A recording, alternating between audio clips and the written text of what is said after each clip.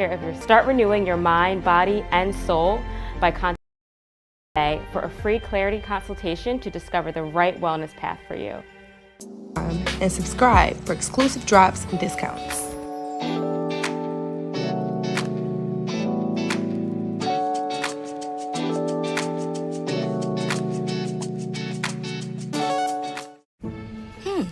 Maybe you can make retirement happen. After all, you made home ownership happen. Homeschooling yourself on loans, beefing up your credit score. So I'm pre-approved. You were like, yes! Sorry. Color coding listings, ticking boxes, and flushing every toilet in a 20-mile radius. Home sweet home. You aced house hunting. Now get the tips you need to get on track at 8. I can't actually say what is the American dream for me. Like, I can't get that out. And I can't get it out because I can't believe that there is such a thing as a possibility even of what I hope for. To say it out loud would make it real. Like, I believe that way. Like, I speak something into reality and I can't get it out. So that tells me there's something really, really deep here about this. I know the work, I understand the work, I can do the work, I've been doing the work. I want to stay here and continue to do the work. But I'm having difficulty to speak out loud a dream for a better future or an end to this, or even a slight mitigation of this. Like, that's so hard, I can't get the words without the emotion coming in the way. That's a nice baby, Ken, we're good. Call your girl and say, by the way, let me show you this is what happened. Right. We're looking for we expect of you. I see that to get to that point, to make my dream come true, would be, I would need to, and I intend to continue to share one-on-one with women. It's an opportunity to offer them a chance to speak. I feel like different races have different options. African American women get treated different, totally different. It shouldn't matter of what type of insurance you have, everyone should be treated the same way and with the same care. With the knowledge that I have about from the first delivery, I don't think that I'd be more comfortable at a hospital. I wanted a natural birth because I feel like that'll bring me closer to my baby. Every time I went for an appointment, it felt like I was being treated like a medical condition.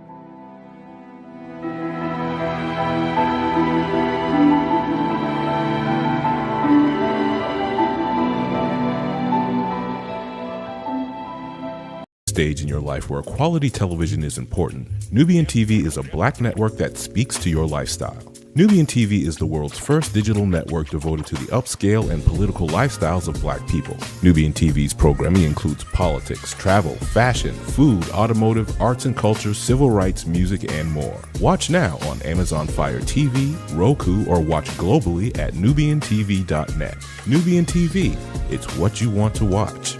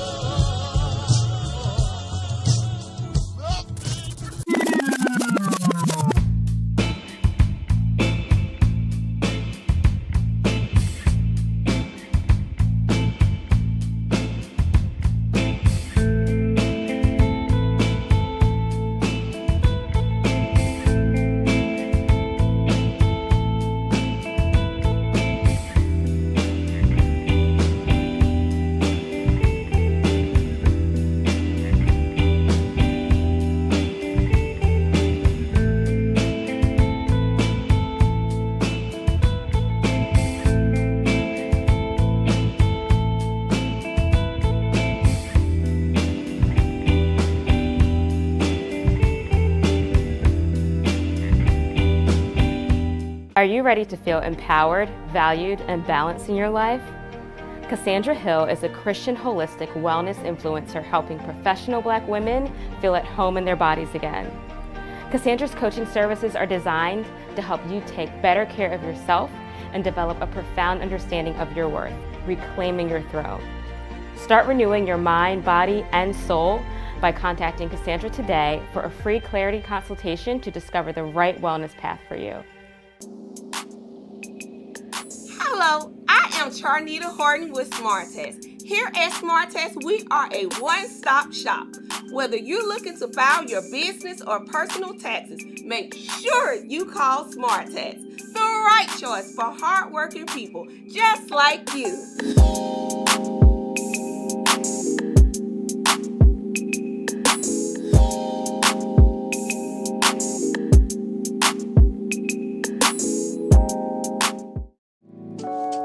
Fi Hair is the go-to luxury hair brand for today's woman.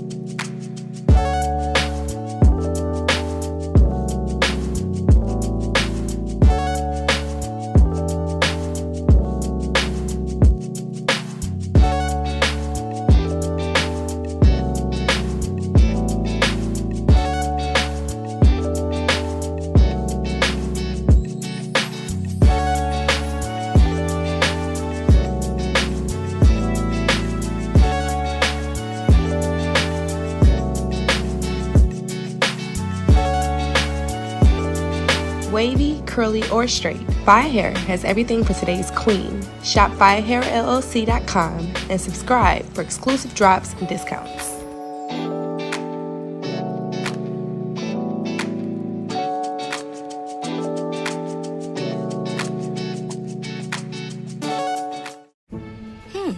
Maybe you can make retirement happen.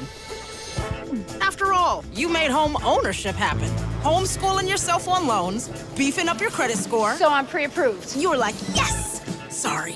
Color-coding listings, ticking boxes, and flushing every toilet in a 20-mile radius.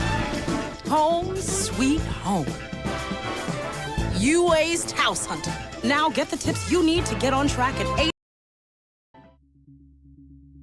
I have a dream that my 4 little children will one day live in a nation where they will not be judged by the color of their skin, but by the content of their character. I have a dream today.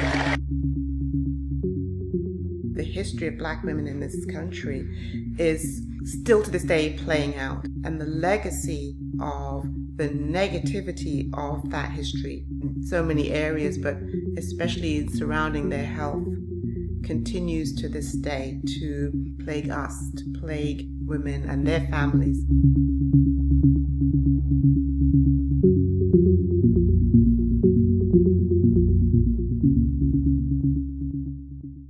I've only been here 25 years, but I am a black woman myself, and so I'm living the experience of being a black woman in America. We know the impact of slavery on women's health. Post-slavery, lack of access to health care or healthcare providers, lack of providers who would service women of color, being relegated in hospitals to basements or back entrances, having different types of care, having institutionalized approaches to how black women might be treated different to white women.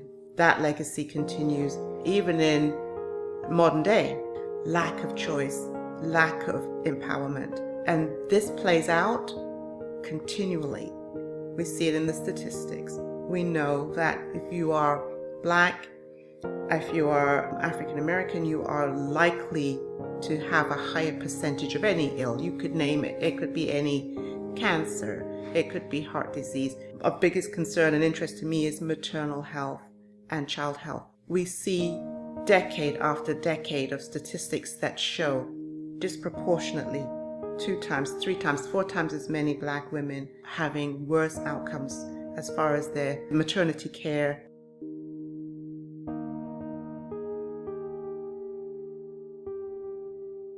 That in and of itself speaks to how important it is, how necessary it is for the change to come another way.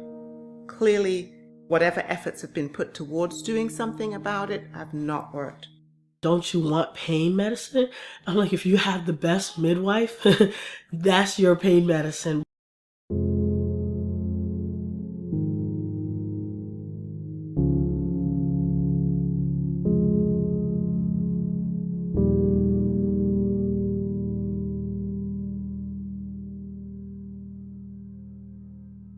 With my firstborn, I basically went into a hospital, and the experience was detrimental. It was not something that it would be glorious, like you want to show everybody. I went to another hospital with my second child, and the nurse was crazy. It was so bad. When I was ready to push, she told me I didn't sign up for this. You need to hold on until we find a doctor to get you, and I don't know how to hold. So when I'm ready to push, it's more like, let's go. They already knew I was 10 centimeters, so they should have already had everything pre-ready. They didn't have nothing ready. By the time the doctor walked in, I was past shoulders. So they already broke the bed down, meaning baby could have fallen out and hit the floor.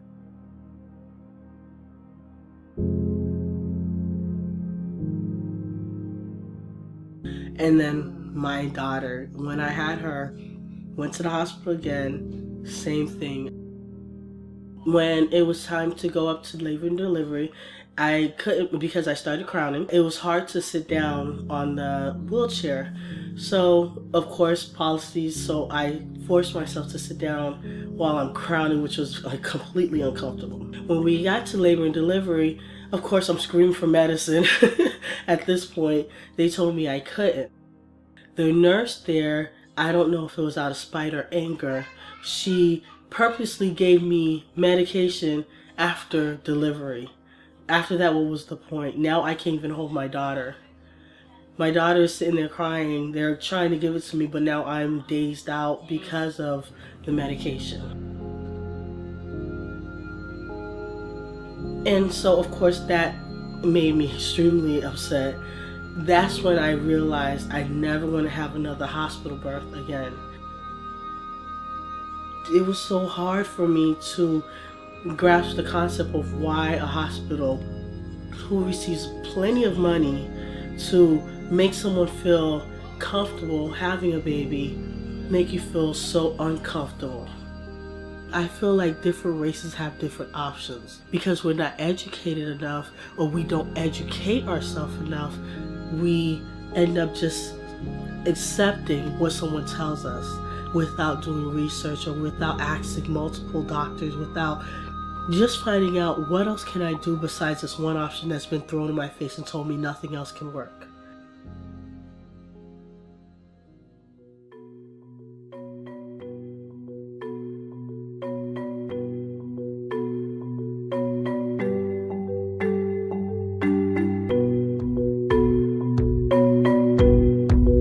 I think it's more is important. Nubian TV is a Black network that speaks to your lifestyle. Nubian TV is the world's first digital network devoted to the upscale and political lifestyles of Black people. Nubian TV's programming includes politics, travel, fashion, food, automotive, arts and culture, civil rights, music, and more. Watch now on Amazon Fire TV, Roku, or watch globally at nubiantv.net. Nubian TV, it's what you want to watch.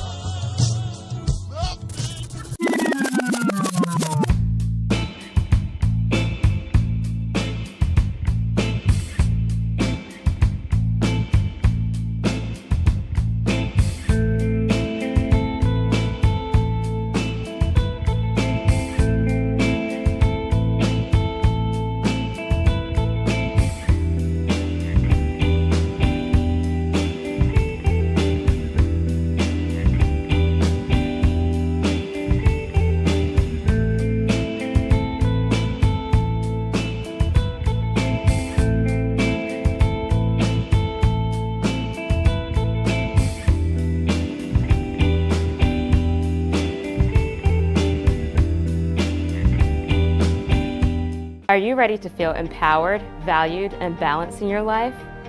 Cassandra Hill is a Christian holistic wellness influencer helping professional Black women feel at home in their bodies again. Cassandra's coaching services are designed to help you take better care of yourself and develop a profound understanding of your worth, reclaiming your throne. Start renewing your mind, body, and soul by contacting Cassandra today for a free clarity consultation to discover the right wellness path for you. Hello, I am Charnita Horton with Smartest. Here at Smartest, we are a one-stop shop. Whether you're looking to file your business or personal taxes, make sure you call Smartest. The right choice for hardworking people just like you.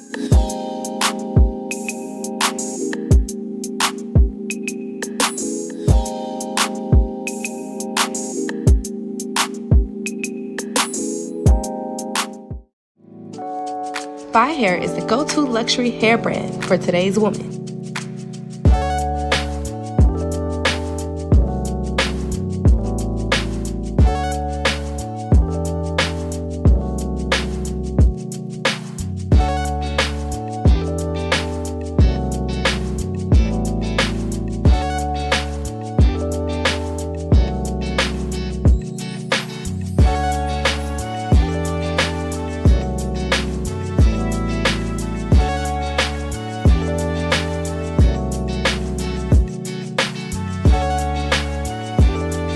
Wavy, curly, or straight, Fi Hair has everything for today's queen. Shop FiHairLLC.com and subscribe for exclusive drops and discounts.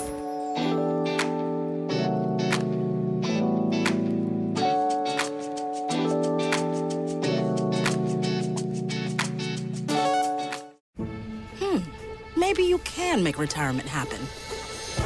After all, you made home ownership happen. Homeschooling yourself on loans, beefing up your credit score. So I'm pre-approved. You were like, yes! Sorry. Color-coding listings, ticking boxes, and flushing every toilet in a 20-mile radius. Home sweet home. You aced house hunting. Now get the tips you need to get on track at 8. Power.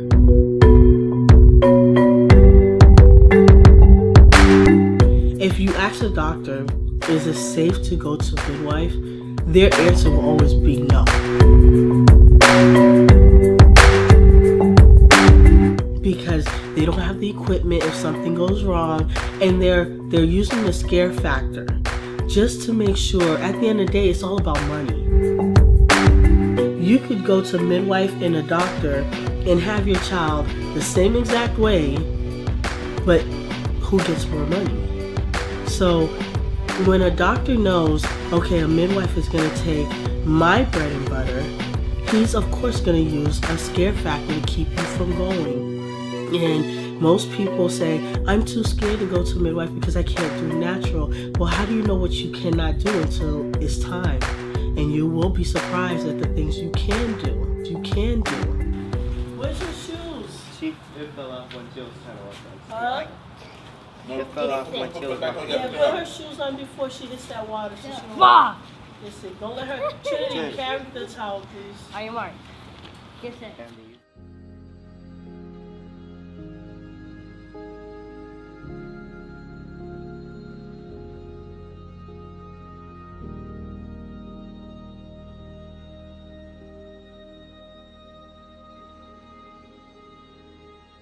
The American dream, I don't know what that really means anymore, because American dream, in your head you're thinking, okay, you go to school, you become someone of importance, and you make money, you have a family, living stability is just right, you have the picket white fence. That's a dream. Why are you crying?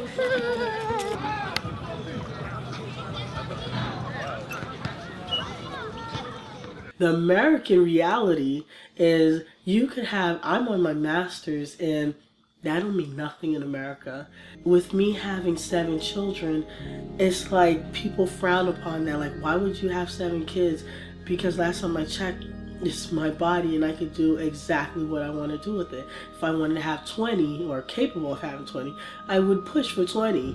But in America, you're not allowed to be what you really want to. I mean, it's like, here's society's setting of you, and either you're poor and you stay poor, you're rich, you stay rich, but anything in between, you're not allowed to have an opinion, you're not allowed to make a statement, you're not allowed to, express yourself.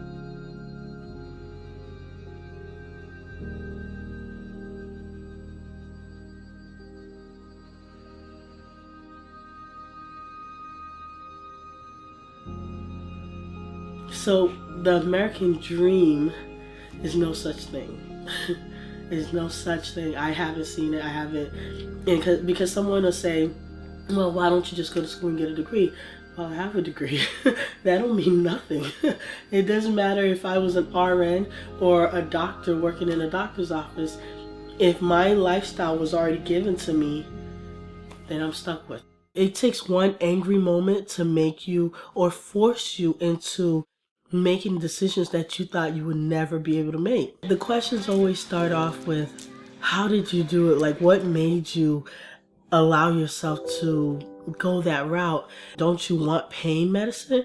I'm like, if you have the best midwife, that's your pain medicine, because it calms you down so much.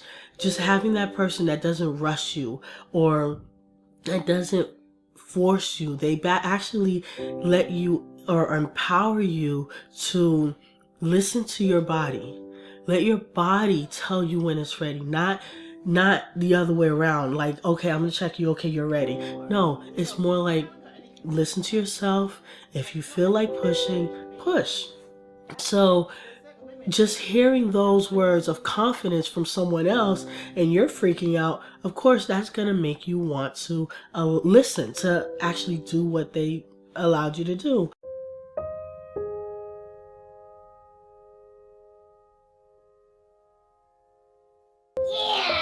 That's next Thursday. That's next Thursday.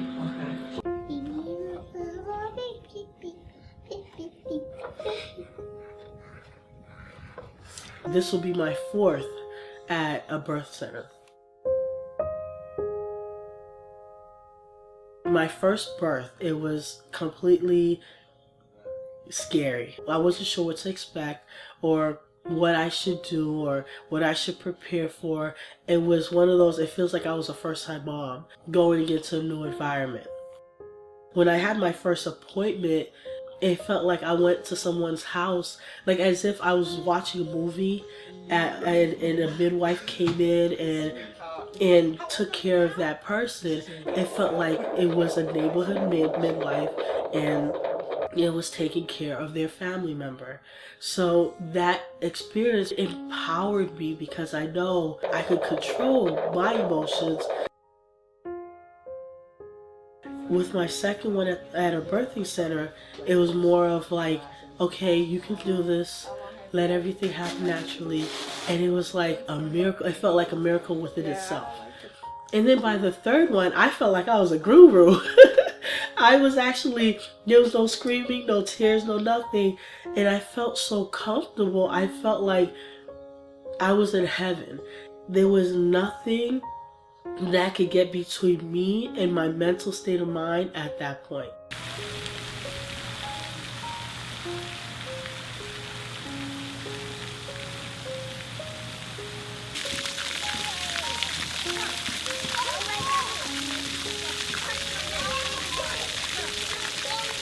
I was able to control my pain and focused on just me and my baby, which took away all the pain, which took away all the negative thoughts.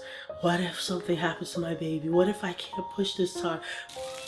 But I was able to remove all that and allow myself to have a peaceful, enjoyable, I actually enjoyed going through the pain.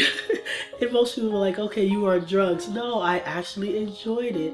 It was magical. And as much as I'm hoping it's the same way with this one, I'm praying that I'll be able to have the same mentality when I enter to have my 7th.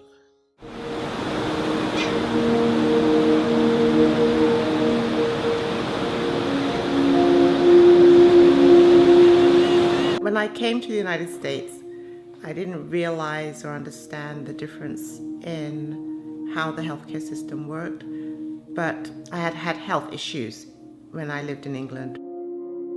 I had been taking care of those issues, as best I could, and I felt like I was making some progress. But when I moved here, I think perhaps the stress added to my issues.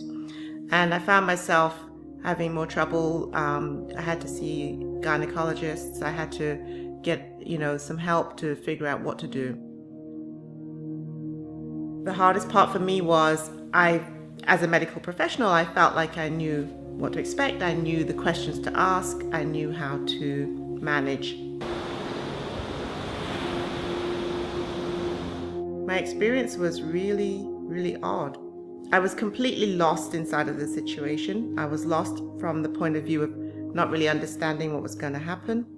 Basically, before I knew it, within a year, I ended up with having major surgery, having my uterus and my ovaries removed, and coming out the other end of that just in shock.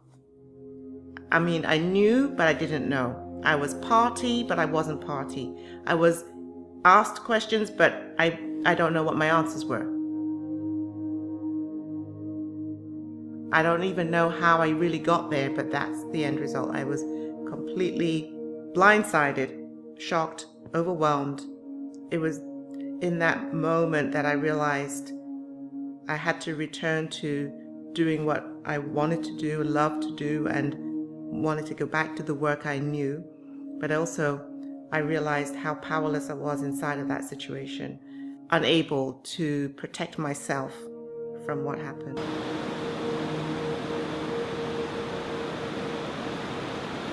It helped me to become a different person, but it leaves me still frustrated. It leaves me angry. It leaves me, when I think about it, still I feel that helpless feeling because I don't know how I got there, and so fast. At the same time, I agreed with and went along with, and so I was party to what happened to me.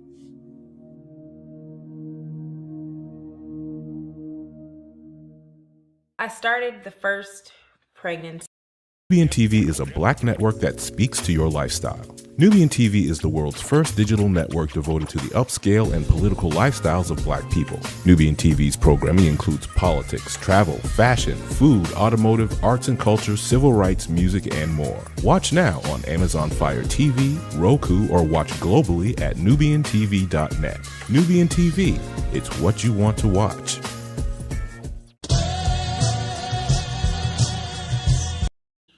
At the normal, OBGYN office, and there just seemed to be a lot of traffic, and I was with a different doctor every time, and I wanted care that was a little more personalized. Hi, Panda. What are you doing? I mean, we can do that before his nap, and then being a teacher, and my husband is an artist. We don't have a ton of money. So once we learned that insurance could actually cover what was done with the midwife, then that made it an even better option. And just being able to have freedom in the delivery process and being able to make many of the decisions for myself was empowering.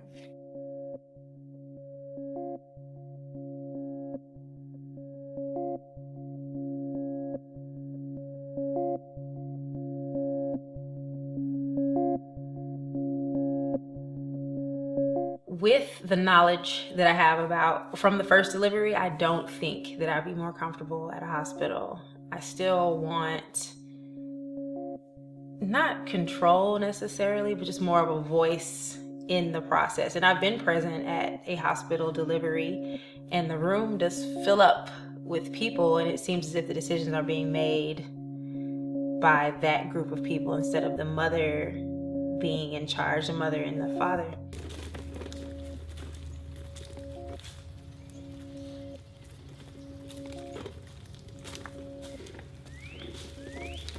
Having control of the process, it makes me feel as if I'm empowered. There's something I can do to help this along, and it's not just something that's happening to me. As far as, what the professional says should happen. I can help you. Okay, hold your finger like this.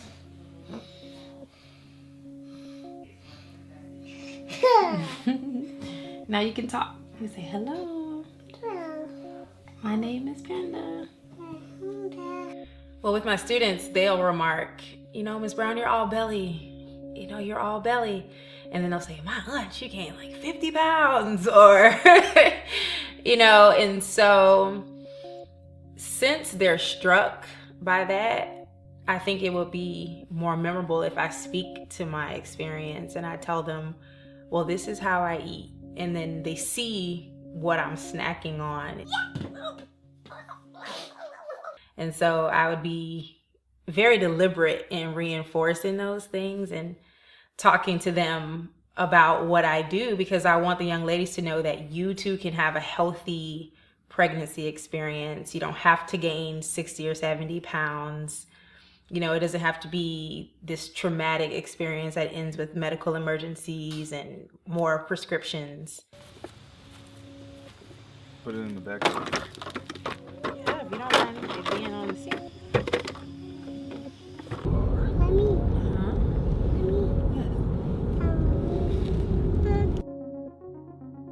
I don't believe that race has an impact on my health choices, my physiological health, but I know that among the students that I teach, it's cultural. You know, it's mostly Black, Caribbean, Hispanic students, and their diet is cultural. You know, this is the way my grandmother cooks, this is the way my mother cooks, this is the way I will cook. So being from a different, or having a different mindset, being Black, but just culturally having different experiences, my mother being a nurse and making certain choices with our diet and what we were and were not able to eat, it has impacted me, and I want to pass the same thing along to my students.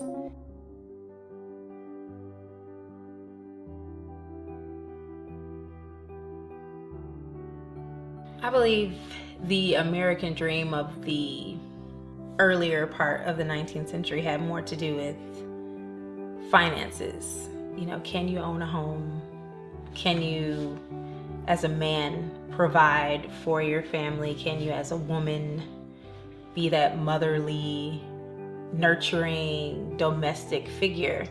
And I believe that has shifted more toward everyone having this personal sense of success, an individual sense of success. But I would like to extend the American dream to mean, am I balanced, you know, within my community? You know, am I contributing to it?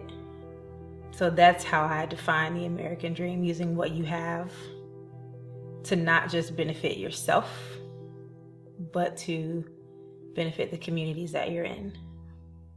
I was surprised at how quickly things went and how I ended up on the other side. And I realized, well, hold on, I'm a medical professional. I have knowledge about this. I've worked in the field. At that time, I had been working in the field 10 years. I was a mother, so I had experience from the other side of being a woman, having a baby. All of these things had happened in my life. And so I could not understand, how did I get there so fast and be so helpless? And it was that point that helped me to move towards, go back to what you know, because you doing that can help other women. You have a complete understanding now of the system and how it works, and even why it works this way. You can help change that for other people. You can support other women in ways that maybe right now they are not getting the support. Because I know that if I had had support and understanding of what was going on, I wouldn't have gotten myself into that position. So I realized that I could make a difference, because if it was happening to me this way, then it was obviously happening to other women, particularly Black women. And that was a real pivotal moment for me, a changing point in my time here, because within the year this happened, and I knew I have to go back to who I am and what I can do in order to not only empower myself, but to empower other women.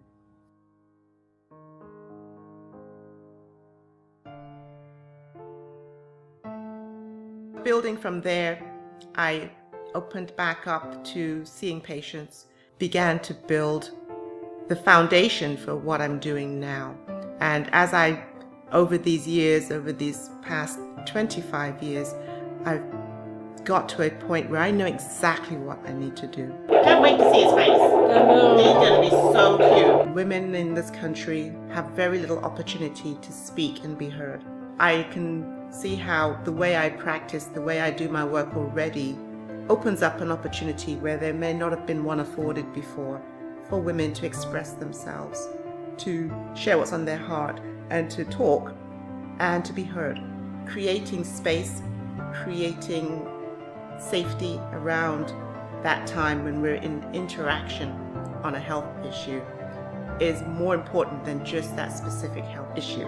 And it helps us both to share in a way that's authentic and is open, honest, and is meaningful, because usually what happens after that sharing is the woman becomes empowered to do something, one little thing, or many things, but it's certainly the beginning of a new way of thinking and a new way of being around her health and her empowerment.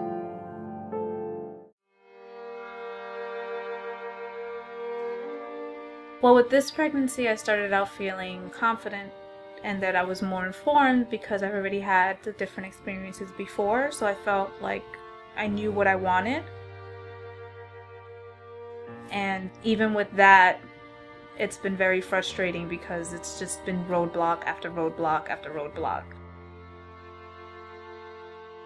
I was referred to a high-risk clinic where at first it was okay because they were actually very lenient on me wanting to deliver vaginally. You know, they were on board with it. I spoke to the head physician and he was fine. He was like, you know, it's fine for you to do that. We just recommend that you do it at the hospital. But I started going over there and it really felt like I was just a chart. I don't know who anybody is. Nobody knows who I am. They just read, you know, the sheet on my chart real quick before they come in the room. There's no follow-ups. It just felt like I wasn't getting any attention at all. I was left in the dark. There was no information being given. I wasn't getting any answers, even medications that were prescribed to me that I had bad reactions to. Nobody was held accountable for anything. I really didn't feel safe at all. Every time I went for an appointment, it felt like I was being treated like a medical condition. It feels, you feel helpless, very helpless. And even me, you know, I do my research outside and I come prepared with questions, but when you do, you get like a kind of a pushback from the doctors. Like if you're somebody that's asking questions and that wants to, like, that's inquisitive and wants to know what's going on, like they expect you just to like move in and out. They'll just check you, do what they have to do. They don't tell you what they're doing, how you're measuring, anything. You know, they measured my, you know, to see the size of the baby, and I had no idea until I came here that I was actually measuring a little smaller than I should be. So I didn't know. There's no feedback, and if you ask, there's automatically like you feel like a wall coming down, and they get defensive. Like they don't want to explain. You feel helpless, and you don't feel safe.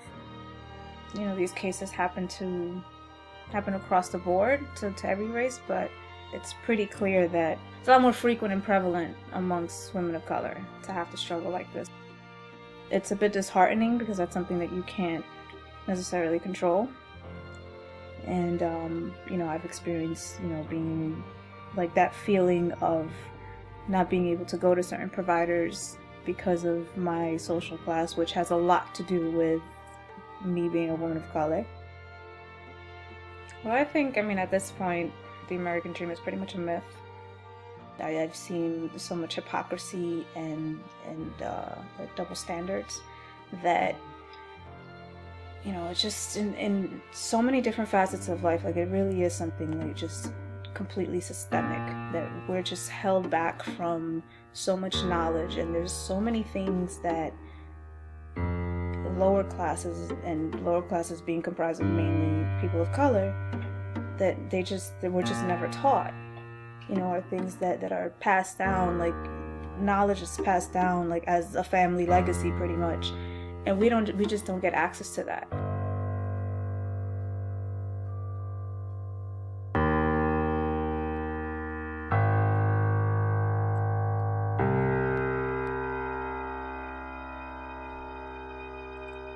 joy of it is my first time. I'm very excited. I can't wait till he comes. I'm very excited about that because, you know, like you said, most people never had their first time. They never do it natural. So when I got pregnant, I was like, you know, I'm just gonna have it natural. All the pain that I've been through in my life, I don't think this is gonna be any worse. I wanted a natural birth because, like I said, all the pain that I've been through in my life, I feel like, you know, just taking this time out and they actually experiencing back in the old days how they used to do it. So I want to take my time out and just, you know, take that time to actually go through a pregnancy without the epidural, without nothing. Just, I feel like that'll bring me closer to my baby.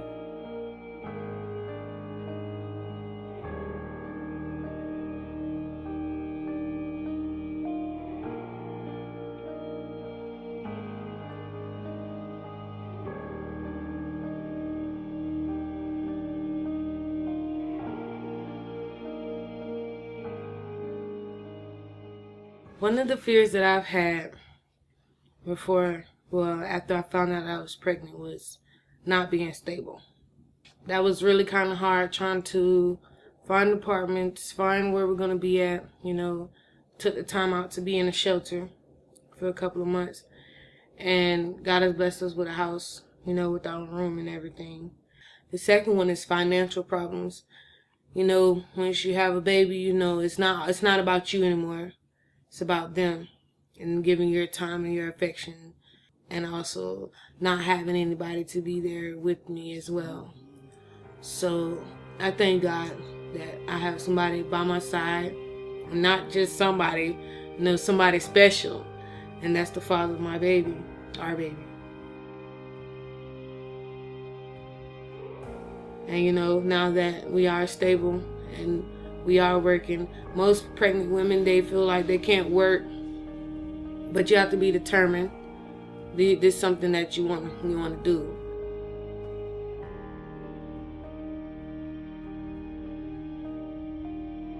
What brings the emotion of how I feel most of the times when I speak about being pregnant or about life in general is because I done been through a lot of situations where people have not cared. And you put your heart into so many things, and you show people that you're appreciative, and then like you're trying to be there for them. But it's like when you're stuck in that empty road, on an empty road, it's like you can't find nobody to help you. And I've had to learn, you know, you can't put your whole heart into everybody, and you can't trust everybody. So my emotions are based on love and how I was raised. My mom used to always say, if they do wrong to you, still show them that you kill them with kindness. When the baby comes, I feel like it's just going to be me, him, and my husband. Because I'm already like that now. It's like when he goes to work, I miss him a lot. I feel lonely sometimes, even though he's at work. The emotions, they come and they go. Most people say you're just pregnant. No, sometimes it's not because you're just pregnant. Sometimes you really feel like that. And most people don't, they try not to understand, or they just don't understand, and they just don't get it. And he's kicking. He's like, yeah, Mom, you're right. So, I agree.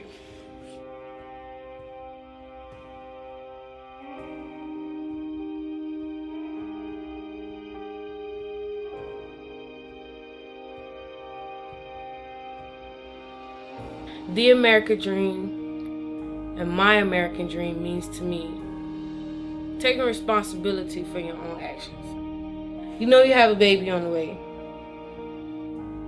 Maybe your first time, maybe a second time, maybe a third time. I feel like you should take responsibility of your own actions. And that's as far as in do what you have to do. Whether some people are judging you, whether they feel like this is not the best thing for you, you have to make your own life. Live your own life. I think, and I tell you from my experiences, African American women get treated different, totally different.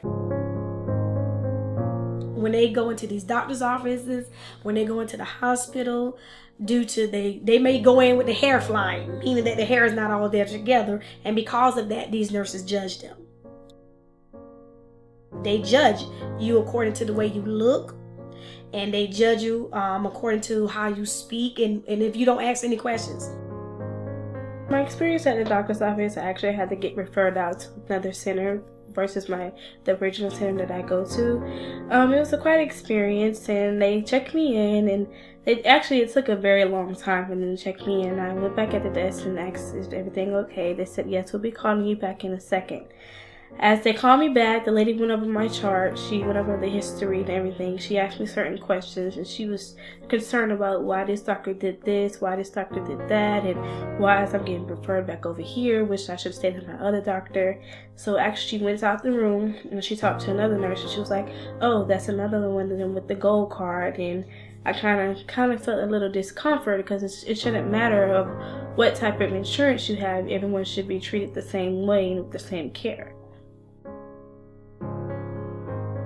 Going back to the time when I first found out I was pregnant at the doctor's office, and the doctor came back in and told me that I was pregnant, but I was babysitting another infant. She came in after I had took the pregnancy test, and she came in and was like, well, that's your baby? I was like, no, I'm babysitting. She said, well, you're going to be babysitting a lot more often because you're pregnant.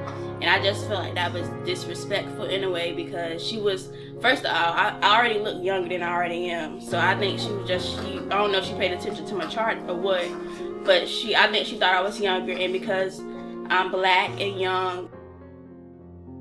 Being in the field for over 30 years, a lot of my people that I work with, they say to me that when they go to the different doctor's offices, if they're not dressed a certain way, if they're not, I guess, educated the way they communicate, or they don't understand a lot of things, or if their literacy can't even read, that is a problem. A lot of times I notice that they may not know how to read, and if a person's staring at a paper a long time, I picked up through my years of experience, help them read those questions to them, ask them those questions without embarrassing them, because they're not going to just straight out say, I can't read. When they go into the doctors, first of all, you're black, you're young, you don't, they assume you don't know anything, especially not coming in with questions or asking questions. They treat you like that. I think that is terrible. I think that we should just, give people an opportunity to express themselves regardless, and then you as a healthcare worker, we expect more out of them because we trust them. These are people that we trust. So what I've been doing as a community outreach specialist in the field, I've encouraged women, get a book, write down your questions, write down your concerns. When you go to that doctor, be empowered. Don't allow them to take advantage of you. You stand up for yourself because they're working for you. I don't care if it's Medicaid, insurance, whatever it may be. We're here to support you, and you guys need to get their names, their phone numbers, and if it's something they're doing to you that's not comfortable, ask for a new nurse, ask for a new doctor. You don't have to keep that same one, but that's something that I instill in the women as I go into the homes and the visits. My American dream is that we all be treated the same. We all be equal, no matter about the skin or the color. And that when you see a person in need, help, whatever it may be, that you as a healthcare provider provide the services, no matter what.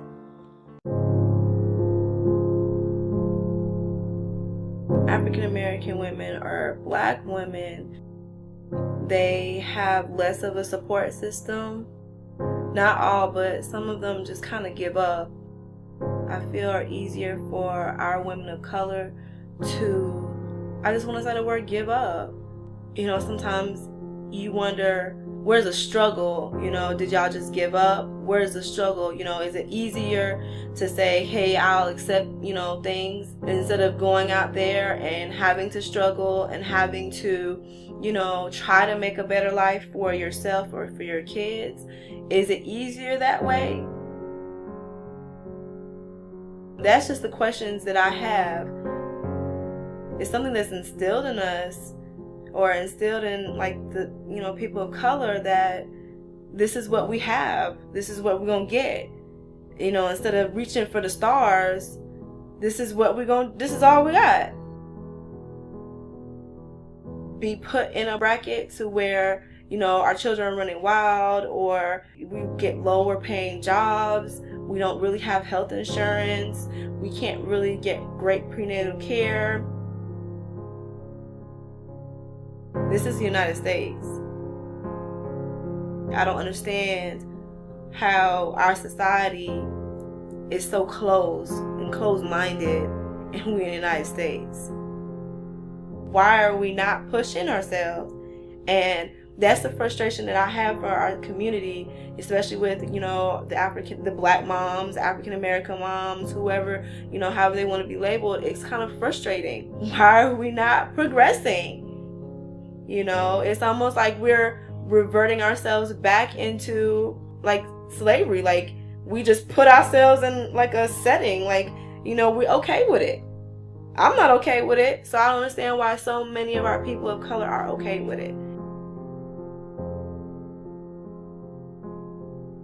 So I just think as our community, we have to get it together. That's all. We have to get it together.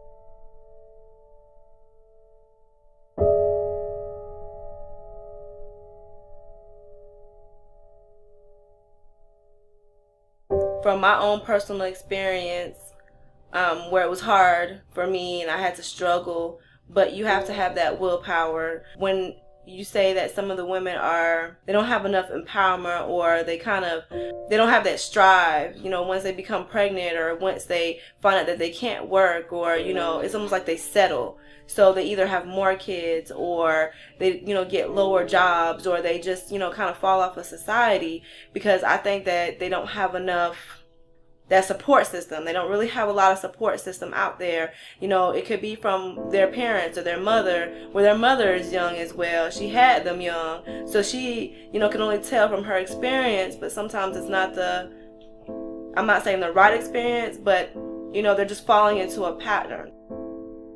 And working here at the birthplace, or working here with, the midwives and the other women in the community, I've learned that I can relate to them, because I've come from, like I said, having kids young, having to get education, having to find jobs.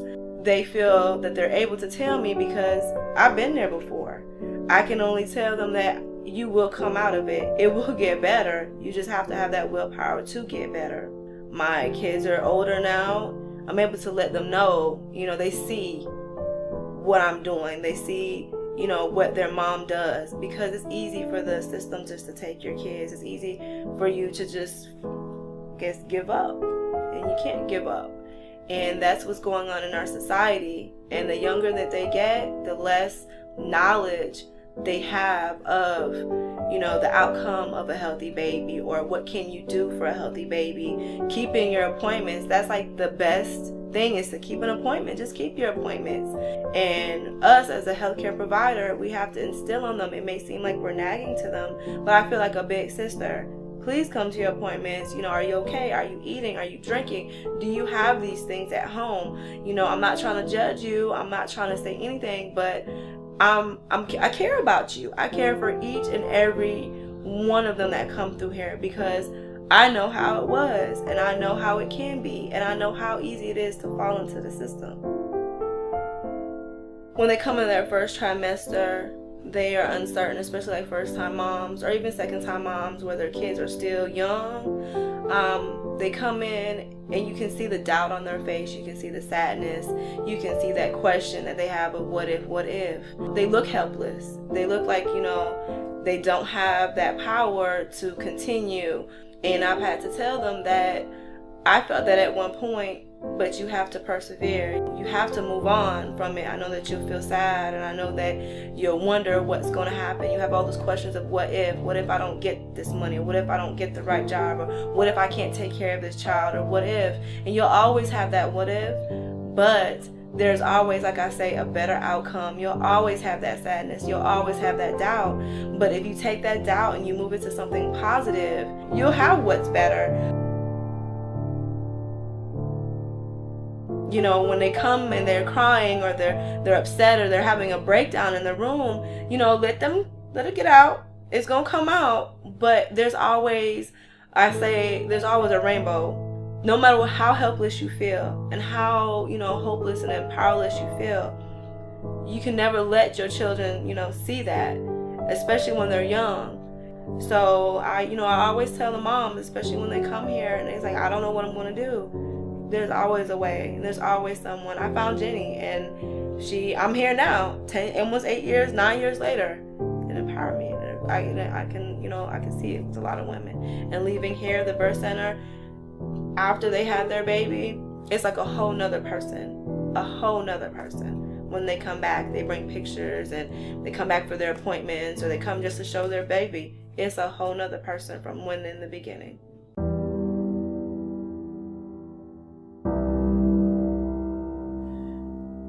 So now that I am clear after all these years, it has come together for me. My American dream is that I am going to continue that work. I'm going to share that work and have other people join me in that work, because I know that small amounts of effort and energy build a momentum, build a movement, and that's how we will get change. Women sharing with other women, empowering other women, supporting other women, educating other women, and themselves at the same time. Together, both of those things can help bring the change to American women's health, and particularly Black women's health, because it works. I've seen it work, and so my dream is that we move this forward, we continue, we build it, and we provide the tools for women to help each other and to help themselves. That's my American dream.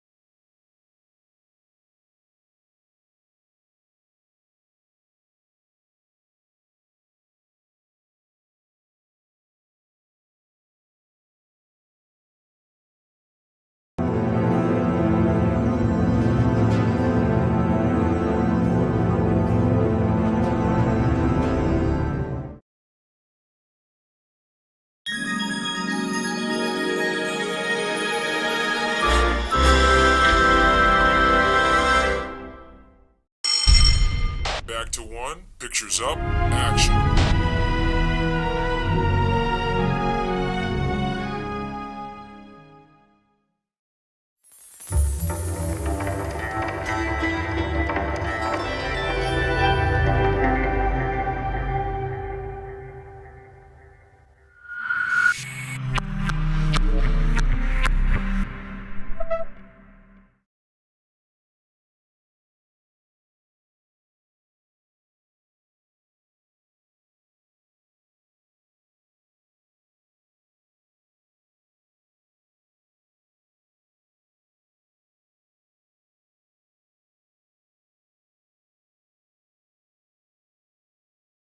Beretta.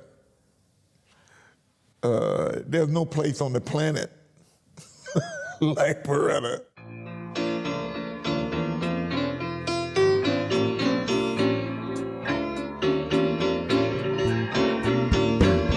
She called the Katie and left me a mule to ride. She called the Katie and left me a mule to ride. Well, my baby called the Katie and left me a mule to ride. The train rolled out, I swung on behind. I'm crazy about her, that hard-headed woman of mine.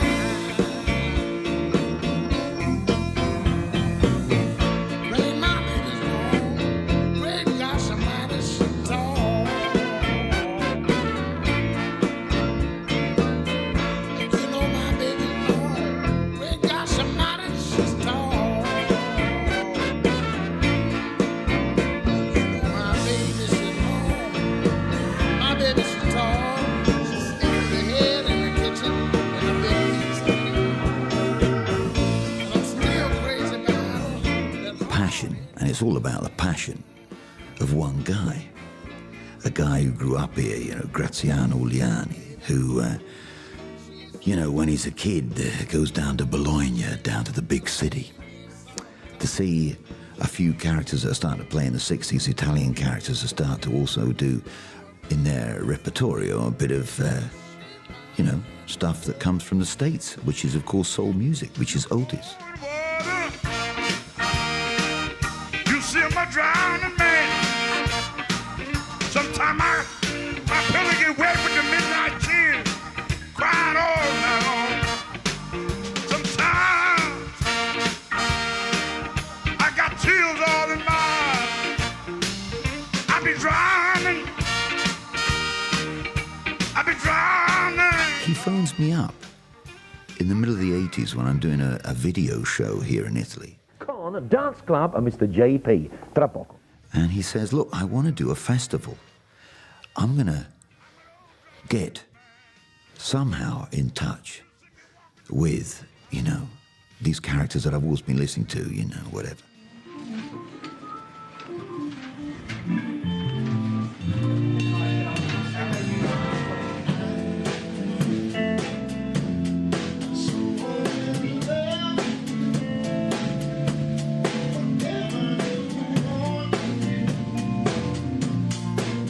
And it happens. And since then, you know, well, it's been 24 years, he's been repeating the whole thing. It's extraordinary.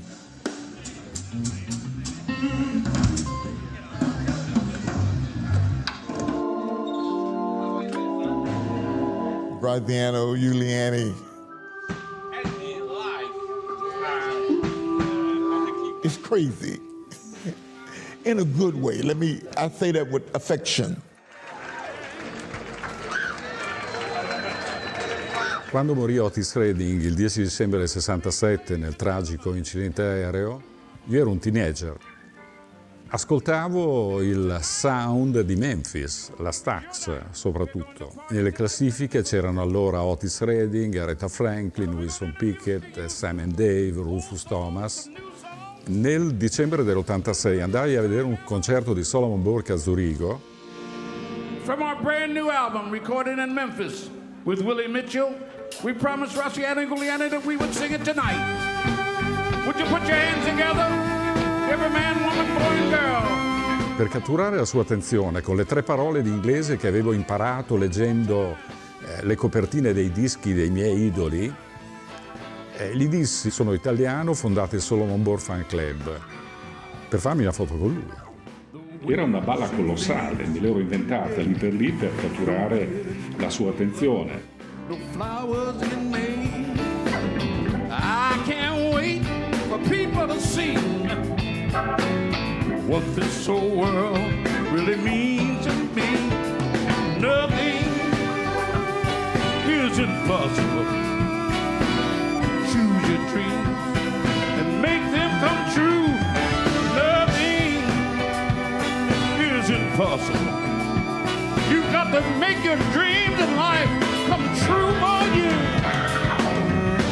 Durante il concerto mi vide e mi chiamò sul palco e disse a tutti: questo è il mio fan italiano, ha fondato il Solomon Bohr Fan Club, andrò in Italia con lui. Tornato a casa mi trovai in crisi perché dico: io non sono un organizzatore, non so da che parte cominciare, gliel'ho promesso, però nel frattempo fondai Sweet Soul Music, un'associazione per valorizzare il rhythm and blues in Italia.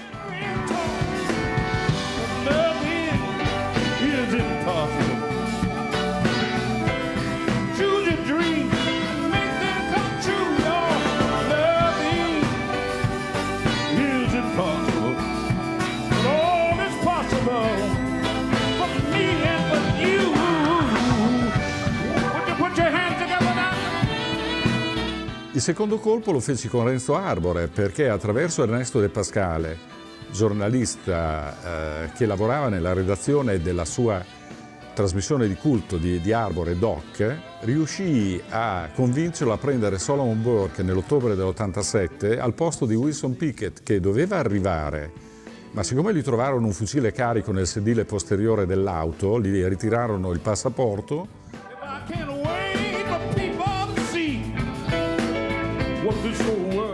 Solomon arrivò, stette una settimana a Roma, per ringraziarmi fece un mitico concerto qui a Porretta in un salone di un albergo, l'Hotel Castamea, che adesso purtroppo non c'è più, e fu un successo enorme.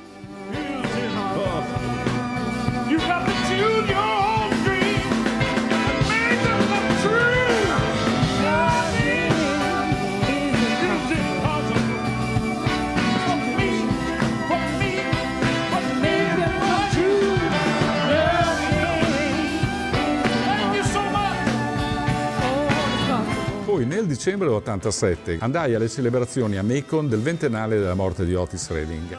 Lì conobbi la famiglia di Otis Redding e io, in un impeto di follia, dissi alla alla vedova di Otis, Zelma: farò di tutto per onorare tuo marito e cercherò di fare un festival per lui. Nell'88 Renzo Arbore fu convinto da me a chiudere la serie delle sue trasmissioni doc con Rufus Thomas e i Memphis Horns, che nel frattempo avevo conosciuto perché i Wayne Jackson dei Memphis Horns a Memphis mi aveva introdotto su tutta quella che era la città che contava dal livello musicale, da Willie Mitchell a Ann Peebles.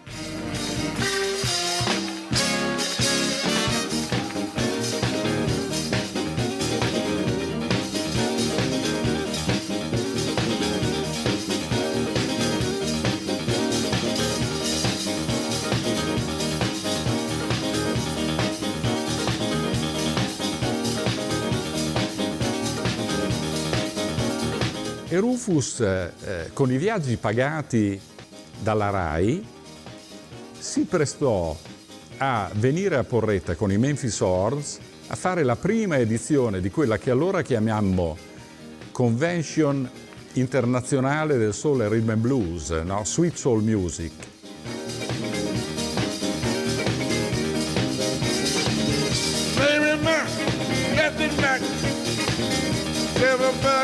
Down her back. Hello, just to go. She broke a needle and she can't go. Walking the dog. Walking the dog. If you don't know how to do it, I'm gonna show you how to walk the dog. And my mama for 15 cents.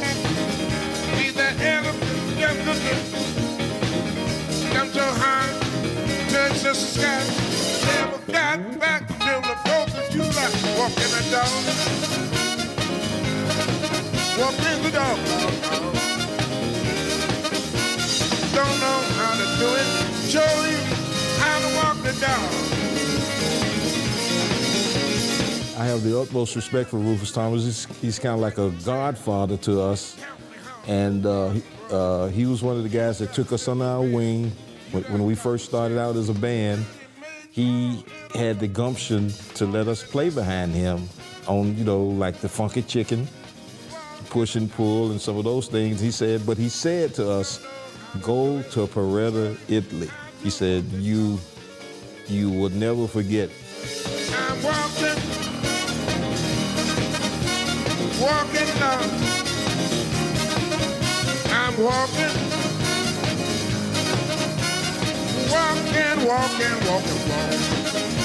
If you don't know how to do it, show you how to walk the dog. Oh! Several other artists from the U.S. that had already been over, friends of mine that had already been over, they raved about it. Everybody was talking about how beautiful the country was and how kind the people were. And I was looking forward to coming. Stage in your life where quality television is important, Nubian TV is a Black network that speaks to your lifestyle.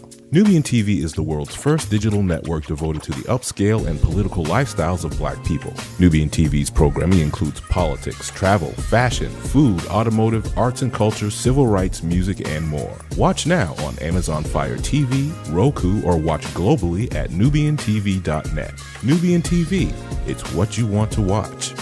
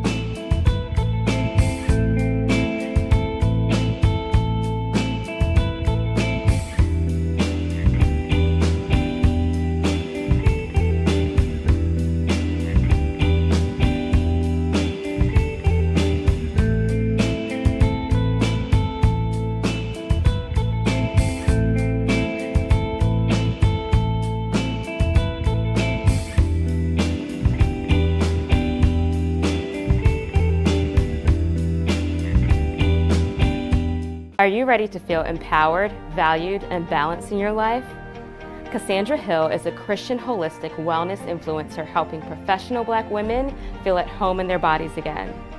Cassandra's coaching services are designed to help you take better care of yourself and develop a profound understanding of your worth, reclaiming your throne.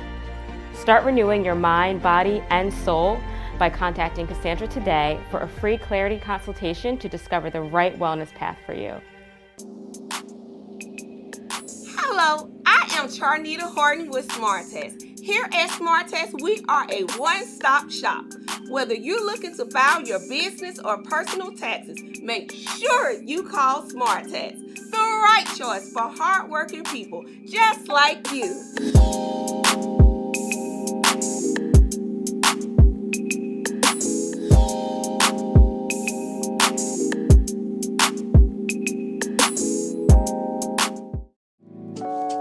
Fi Hair is the go-to luxury hair brand for today's woman.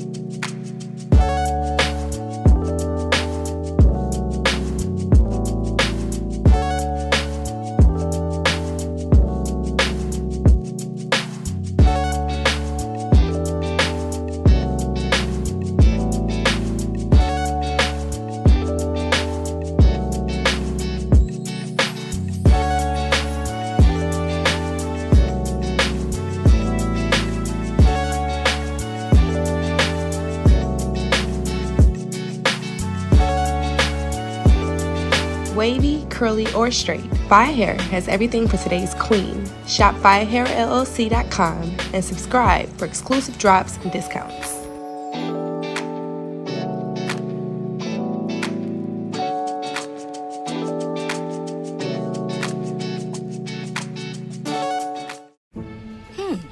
maybe you can make retirement happen. After all, you made home ownership happen. Homeschooling yourself on loans, beefing up your credit score. So I'm pre-approved. You were like, yes! Sorry. Color coding listings, ticking boxes, and flushing every toilet in a 20-mile radius. Home sweet home. You aced house hunting.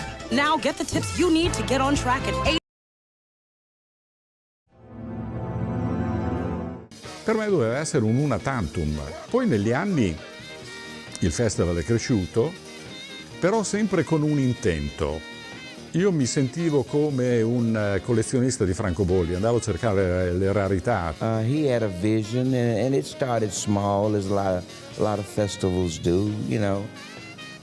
So we can't leave him out of the equation. He started bringing the Stax sound here, the talent from Memphis here, small from Beale Street, little pieces of Beale Street here. We are playing together for the first time in over 30 years together. This is very special. If we don't play again, and I know we will, y'all rejoice tonight, because we're going to get Robin up here and sing some with us. And he, piece by piece, drip by drip, he started infusing that music to Peretta. Peretta got bits and pieces of it. They liked it, they got acquainted with it. And the word got around that Graziano was doing this. And it wasn't for the money, because the money's not extraordinary, even now. And I'll be frank and honest and tell you that. It's not for the money. Right now, it got around that entertainers could come here and be with each other, play their music, could see each other, get a vacation and not be bothered, as James says, and get great hospitality.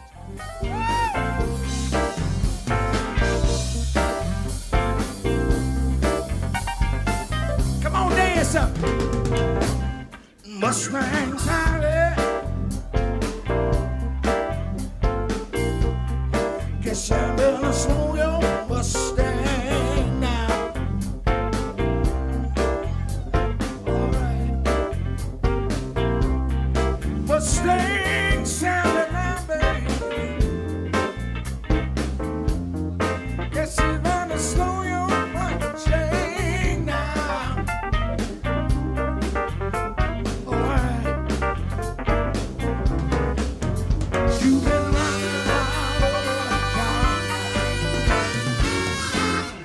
Gonna have to put your flat feet on.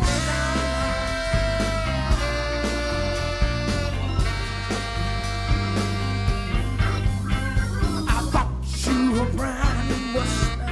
Io all'inizio venivo visto come un oggetto misterioso, come un personaggio che si atteggiava a organizzare concerti di questa musica soul che nessuno conosceva.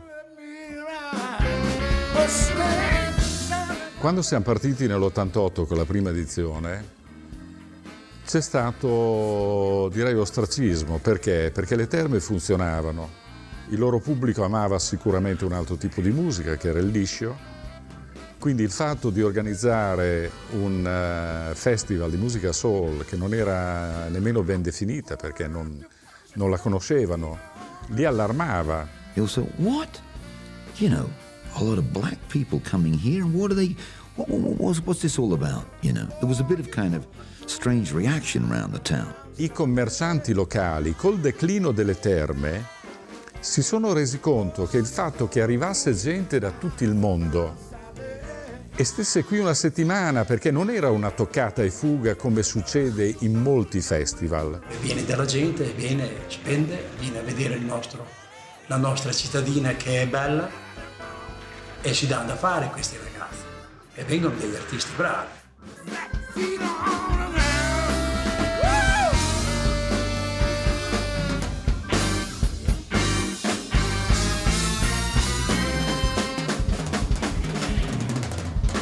Otis Clay, I'm gonna make you sing something. There's a kind of hardcore gang that come, you know, from, I don't know, Newcastle, Manchester, from Amsterdam, from Switzerland, because it's the only festival quite frankly, left in Europe that actually figures soul music, rhythm and blues music as it is.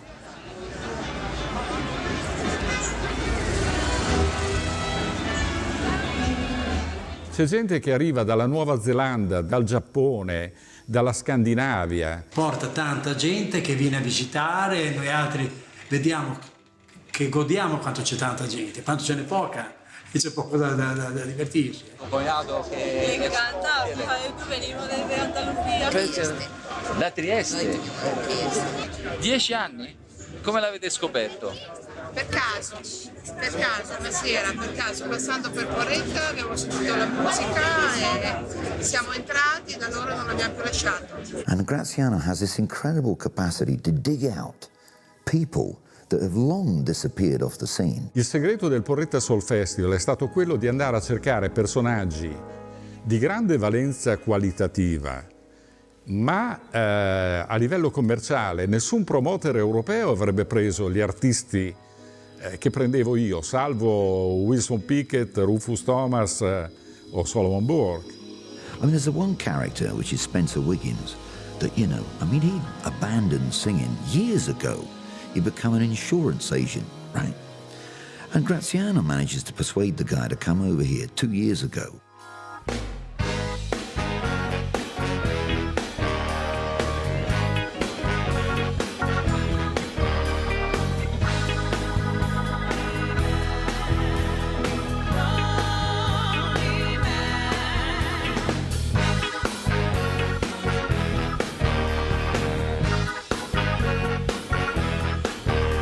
I'm a lonely man in a strange place with a sad look all over my face, trying to find someone to be my love, but no one would take the case. They got me charged with heartaches and misplaced in tears. If they find me guilty, they're gonna give me 100 years.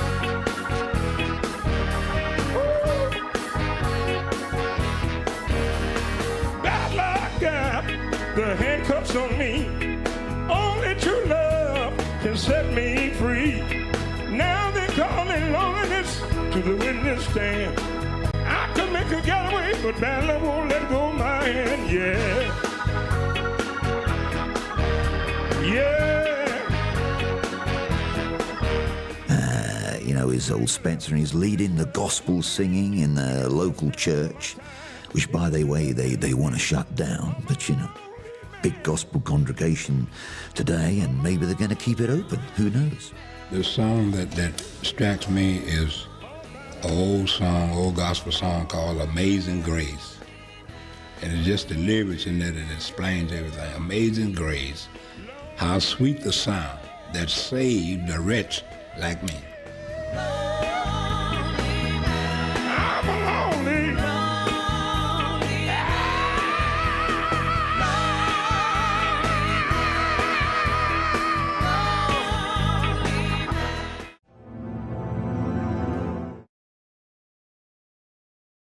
Quality television is important. Nubian TV is a black network that speaks to your lifestyle.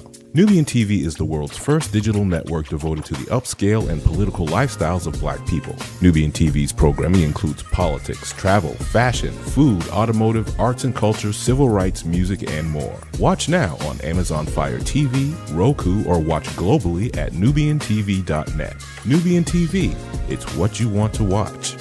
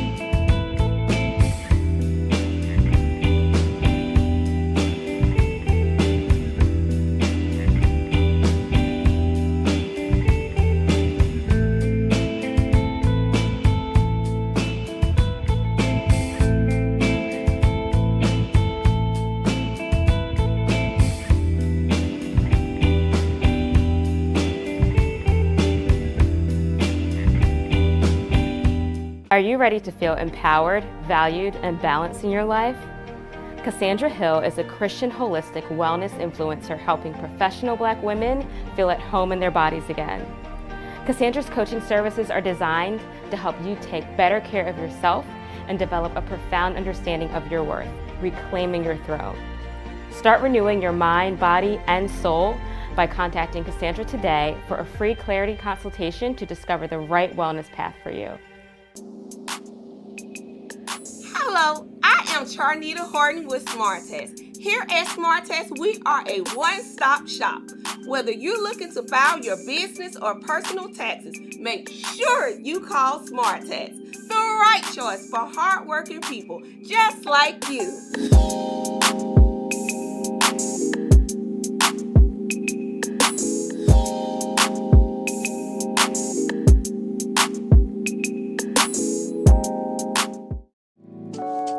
Fi Hair is the go-to luxury hair brand for today's woman.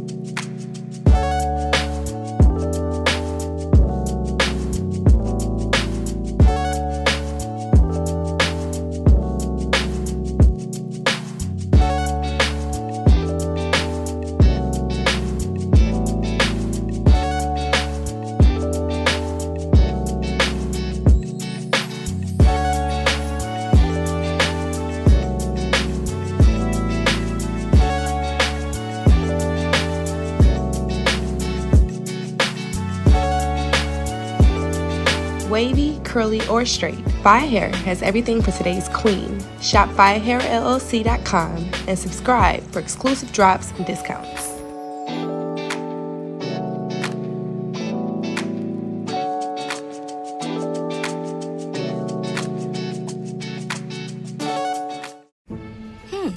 Maybe you can make retirement happen. After all, you made home ownership happen. Homeschooling yourself on loans, beefing up your credit score. So I'm pre-approved. You were like, yes! Sorry.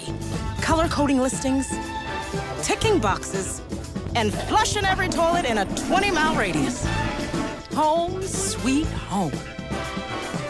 You aced house hunting. Now get the tips you need to get on track at 8. Soul music, it came out of the Black church, you know, and it's about emotion and the emotional feeling that people experience on Sundays.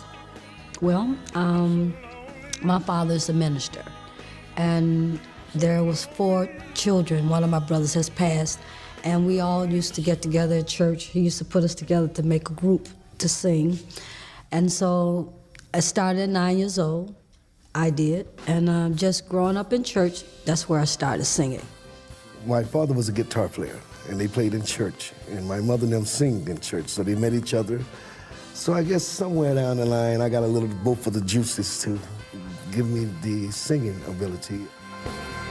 Wake up, it's 5 o'clock in the morning. I was dreaming I was home in bed.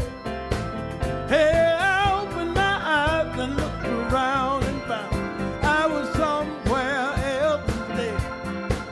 Now I know it's not right to stay out all night, but that's the situation that I was very young, starting as a kid in church, in the church choir. Oh, it's hard going in, y'all.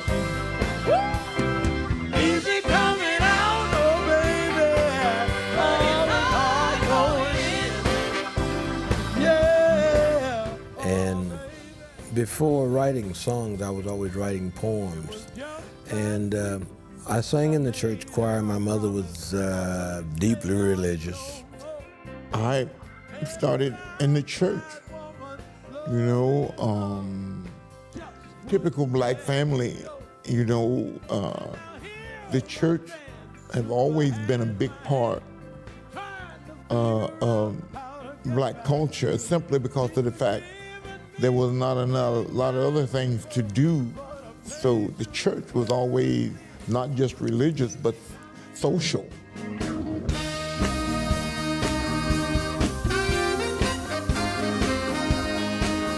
I used to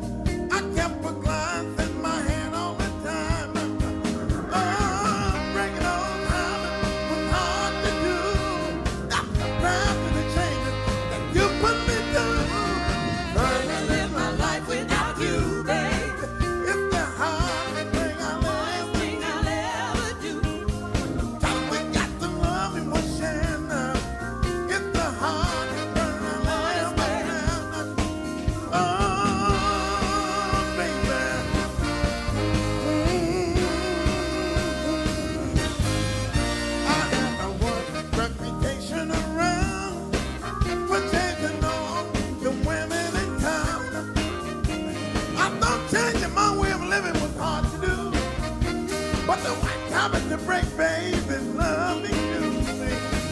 I've done everything I tried to do, but it's gonna take a miracle to you. Music, it's about emotion, about feeling, and everybody have that. You know, when you really stop and take a look at it, if there's certain things that make that happen, that brings it out.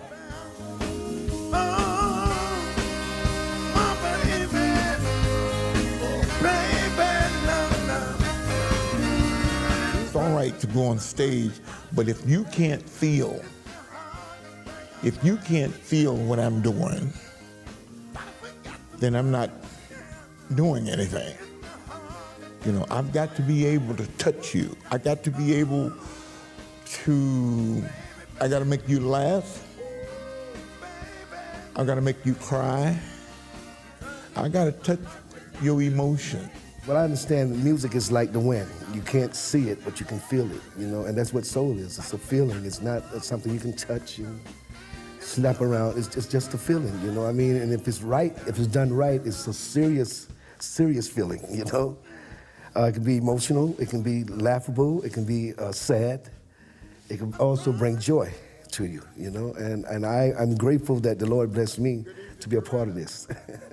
You know, music just has a way of, you know, breaking down barriers, and it transcends languages. You know, people can't understand a word you say, but they can feel the emotion and the passion in your music. It's good, deep soul music. It's from the heart, you know, and you know, we're soul people. The music comes from the heart, feelings, soul. I mean, you could read the music and play it, but it's not like playing it with feel. Or you could say, baby, I love you. Or I say, oh, baby, I love you. That don't have no feelings to it. Music is about life and living. It's about seeing what everything is about. You know, it's about learning the Italian, the French, and just the German, everything. It's about everything. And until you know who you are, to touch upon those things, you will never grow as a musician or a singer. Come on, baby.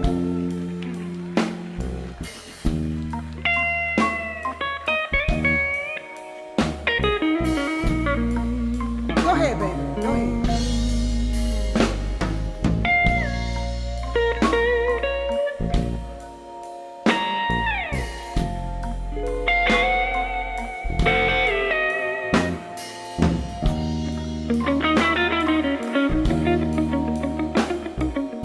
Put your hands together, ladies and gentlemen, for me.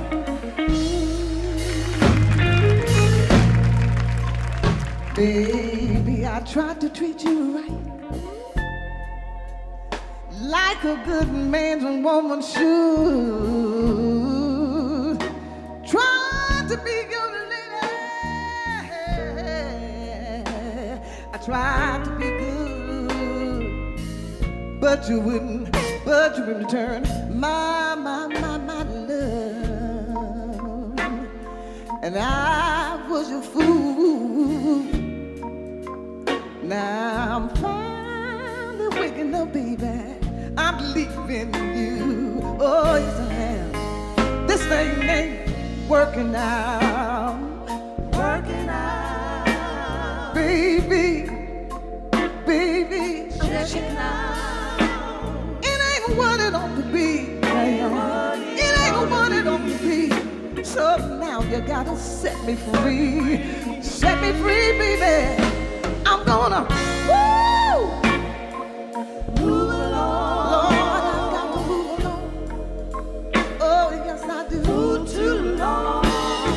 It ain't no doubt. It ain't no doubt. This thing ain't working out. Oh, no. You say, and I don't mean it.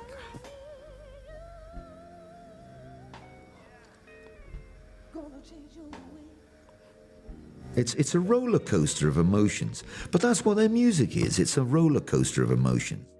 But all you gave me was hell. Now I'm gonna break you up. It ain't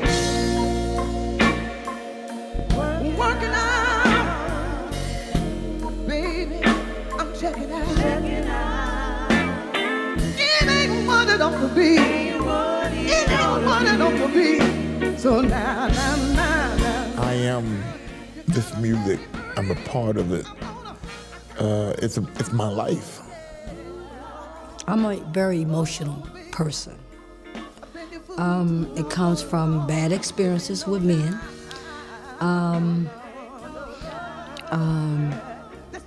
So songs that I select songs feelings that I have dealt with in the past.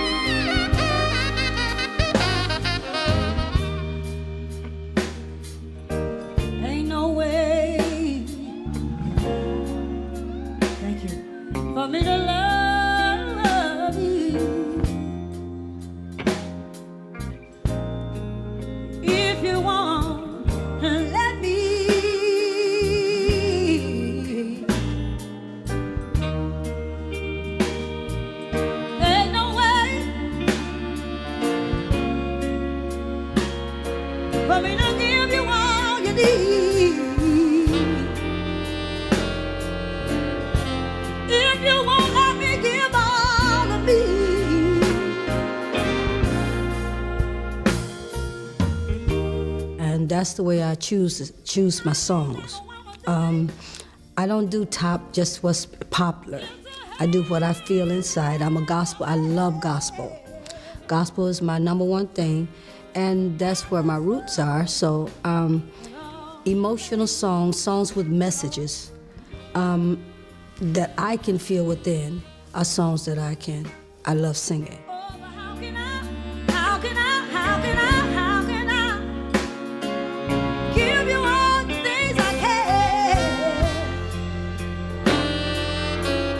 If you keep tying on my hands, it ain't no way, ain't no way, it ain't no way, then I put myself into it. I make it a chick song, no longer Rita's song, a Patty song. It becomes what I feel, and I just put my heart and soul into it, and every song I do.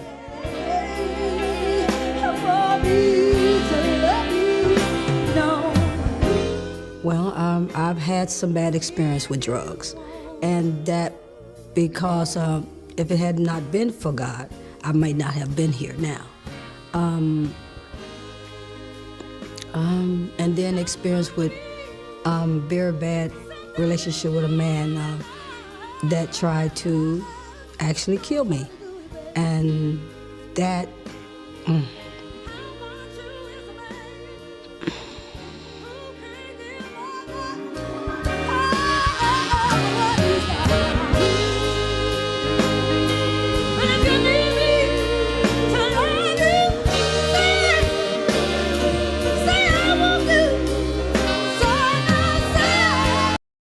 Nubian TV is a black network that speaks to your lifestyle.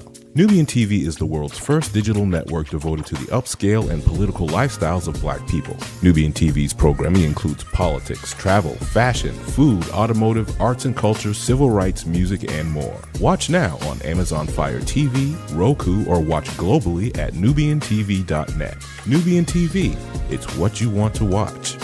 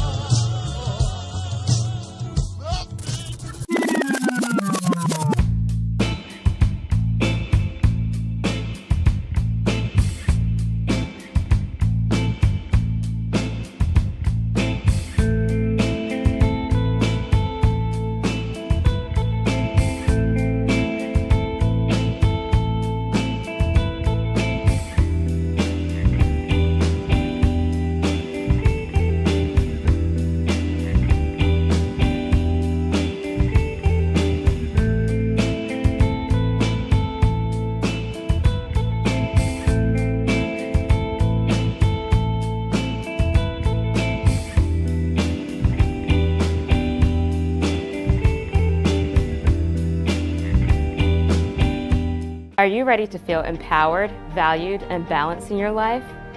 Cassandra Hill is a Christian holistic wellness influencer helping professional Black women feel at home in their bodies again. Cassandra's coaching services are designed to help you take better care of yourself and develop a profound understanding of your worth, reclaiming your throne. Start renewing your mind, body, and soul by contacting Cassandra today for a free clarity consultation to discover the right wellness path for you. Hello, I am Charnita Horton with SmartTest. Here at SmartTest, we are a one-stop shop. Whether you're looking to file your business or personal taxes, make sure you call SmartTest. The right choice for hardworking people just like you.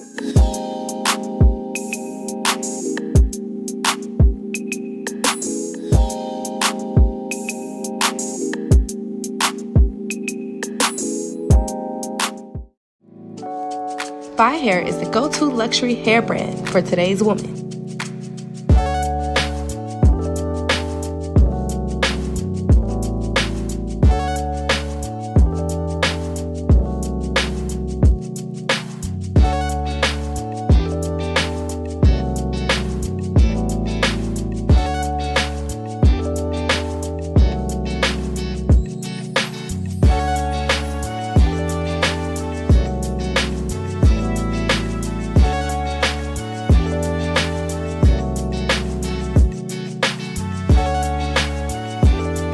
Wavy, curly, or straight, Fi Hair has everything for today's queen. Shop FiHairLLC.com and subscribe for exclusive drops and discounts.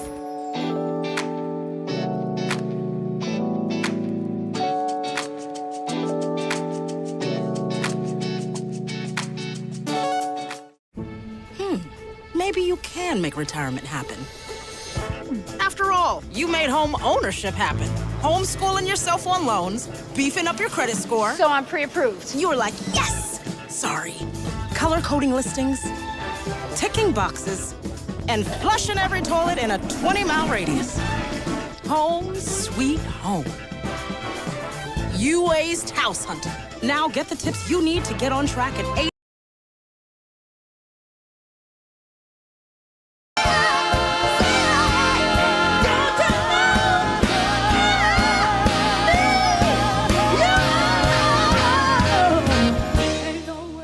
Where it come from? It's from God. I can't explain.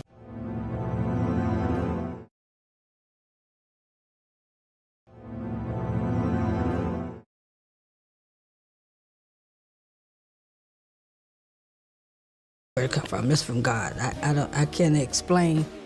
My older sister is a deaf mute, and I used to wonder why did the Lord give me a voice to sing, not thinking about my mother was a vocalist and my father played guitar, and my older sister couldn't talk, and it bothered me for quite some time. But I came to a point to realize that Jesus knows what he's doing, more so than I. Beyond that, the very first songs I started singing were gospel songs. And it was all about a supreme being, no matter what religion or whatever you believed in. There was something about the blues and jazz and rhythm and blues that actually struck me. What gets me is that part of the music, the real deep down emotional, just letting it all out. Something told me it was over.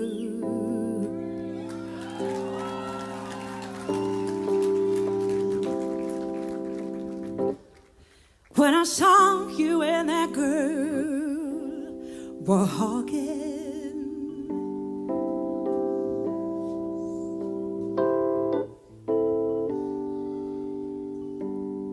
something deep down in my soul said cry.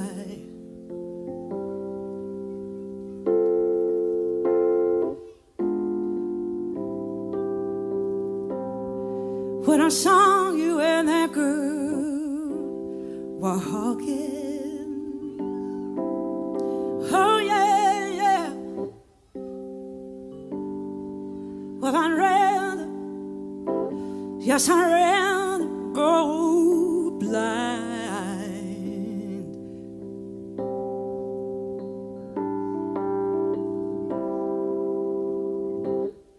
Then I see you walk away from me now.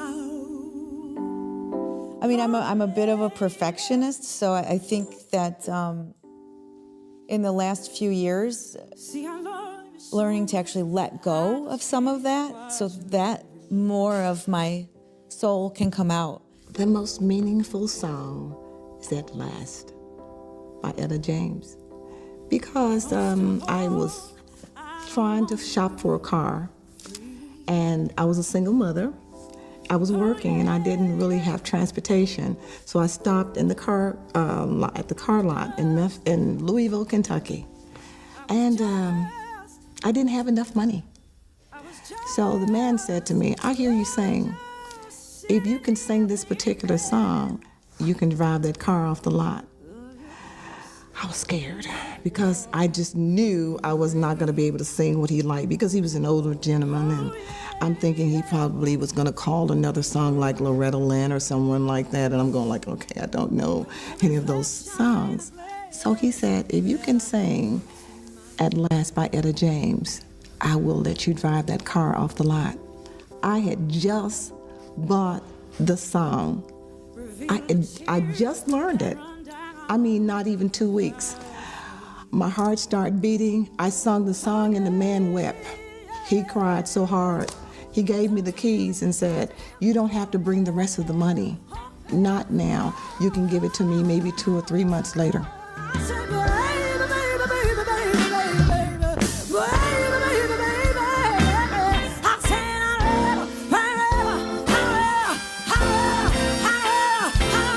Black people are playing it from the heart. We are born with that. And white people are playing from study, listening, but not particularly the feel from the heart.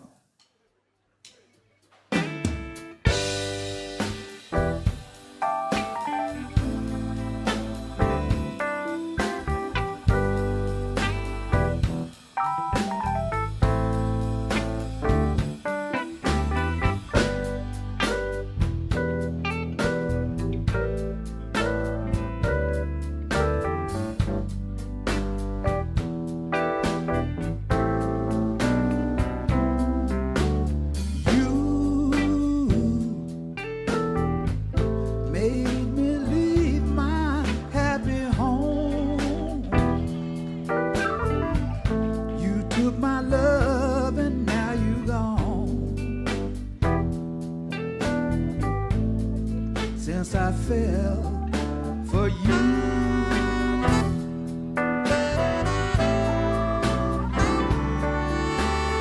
love brings such misery and pain. I guess I'll never be the same since I fell. Black people, most black people, do have a natural rhythm. We have a natural rhythm in us, and it comes out. It comes out when the music starts playing.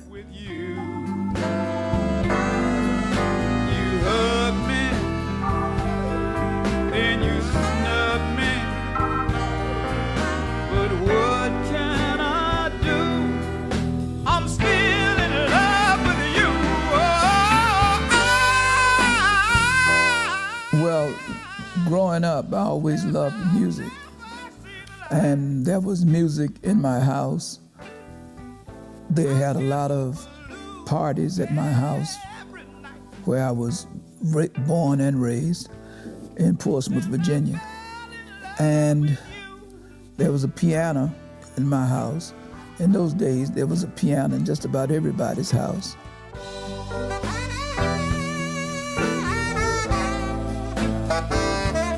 I've had my biggest successes and made the most money in business, in my business,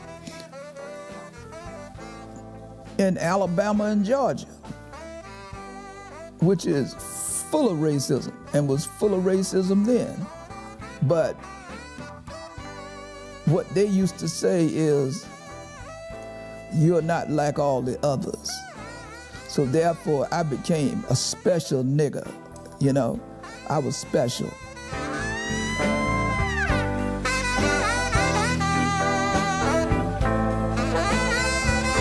I was singing a song called Is It Because I'm Black? In Louisiana. I think it was Monroe or something like that. You ever heard of that city, town? And I was singing, and it was just packed. And this young guy took out his little .22 and he shot, pow, right in the piano. And the deputy sheriff, I'm looking at it, he shot him in the head. Bam! Oh boy. We went over in that wing. A lot of us went in that wing on the dressing room and stayed there about 3 hours till they cleaned the blood up and he got killed. And I'm looking at it. That was, I don't know if that's meaningful, but that's thoughtful. I remember it quite well. Come on, baby, don't you wanna go? Come on, baby, don't you wanna go? Back to the same old place, Sweet Home Chicago. Come on, baby, don't you wanna go?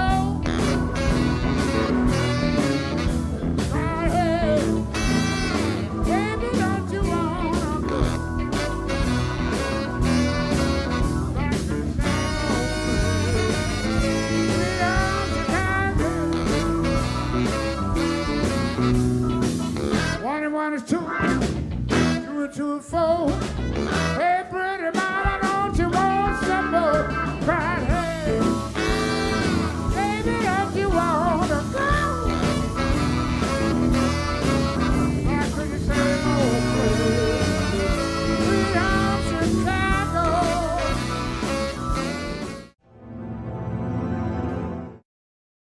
Quality television is important. Nubian TV is a black network that speaks to your lifestyle.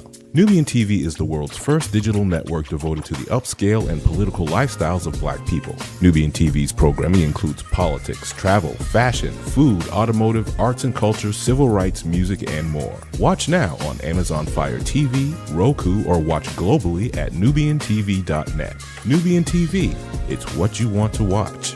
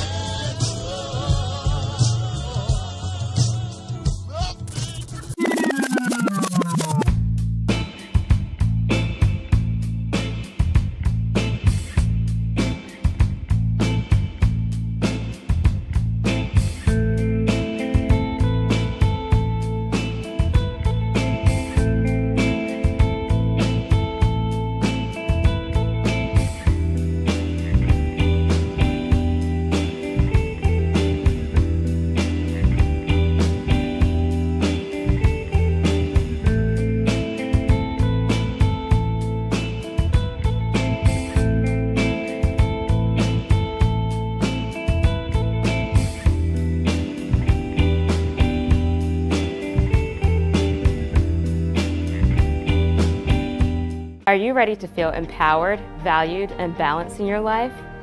Cassandra Hill is a Christian holistic wellness influencer helping professional black women feel at home in their bodies again.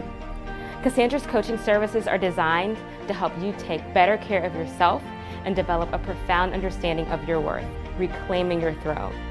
Start renewing your mind, body, and soul by contacting Cassandra today for a free clarity consultation to discover the right wellness path for you.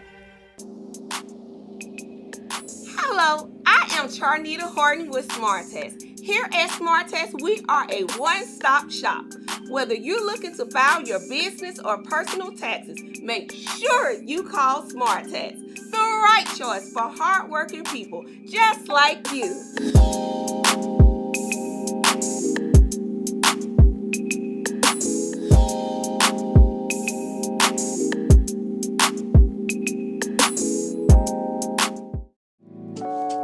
Fi Hair is the go-to luxury hair brand for today's woman.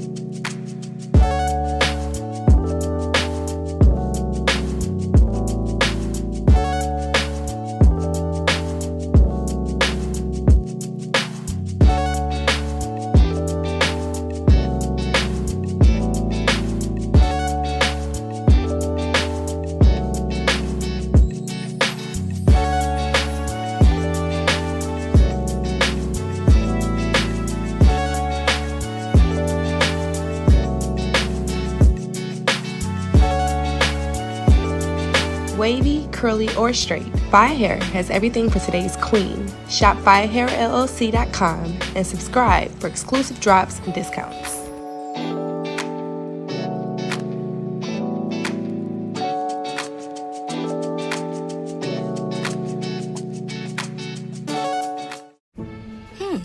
Maybe you can make retirement happen.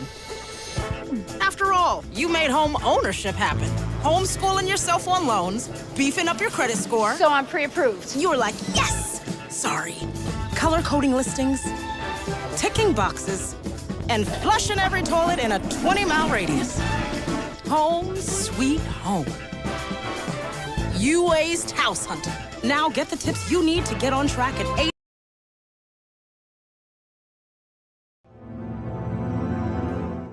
I always was interested in music because my grandfather, my father, and my great aunts and that sort of people, they played instruments and they sang. But I didn't think I was going to be a singer. I just wanted to play music.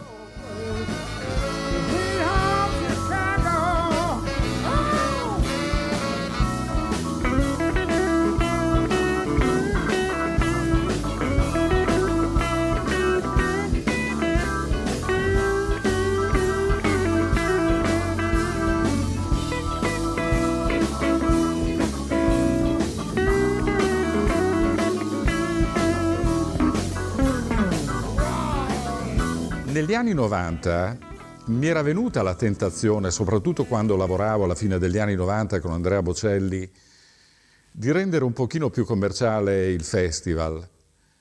Però fortunatamente mi sono trattenuto e ho continuato ad andare a cercare quei personaggi oscuri ma di grande spessore che avevano fatto grande questa musica.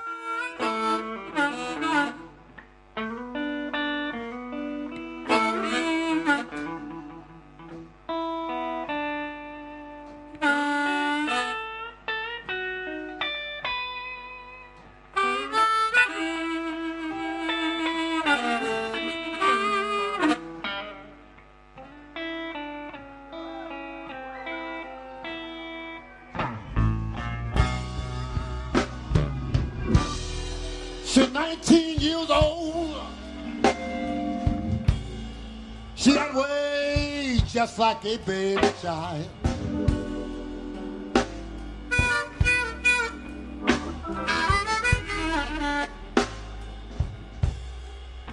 Well, she's 19 years old. She got ways just like a baby child.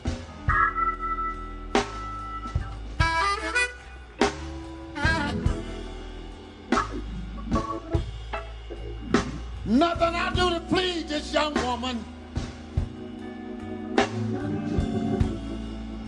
but I have so much fun trying to satisfy.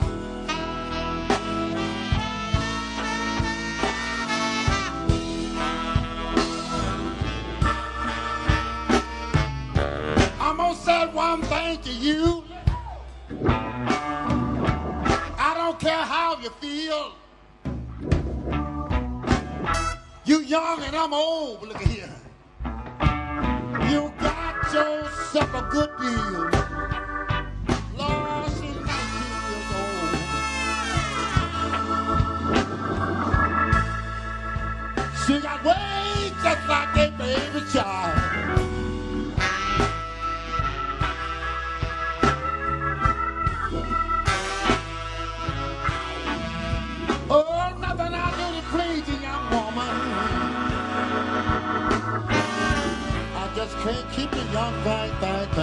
satisfied.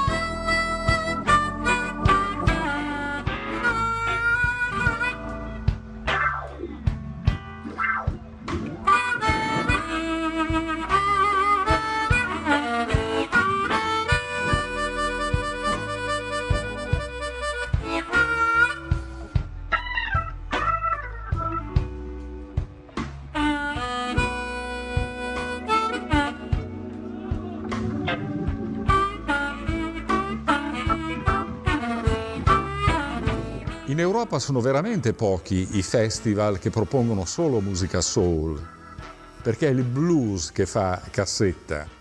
Però poi ti accorgi che i grandi artisti, senza parlare dei Rolling Stones che cominciarono con Walking the Dog di Rufus Thomas, o i Beatles che amavano talmente la Stax che dovevano utilizzare gli studi per alcune registrazioni e poi andò tutto a monte. Però artisti contemporanei come Amy Winehouse, Joss Stone, Adele amano questo tipo di musica, propongono dal vivo, fanno duetti con i sopravvissuti di questa musica e questo è molto importante.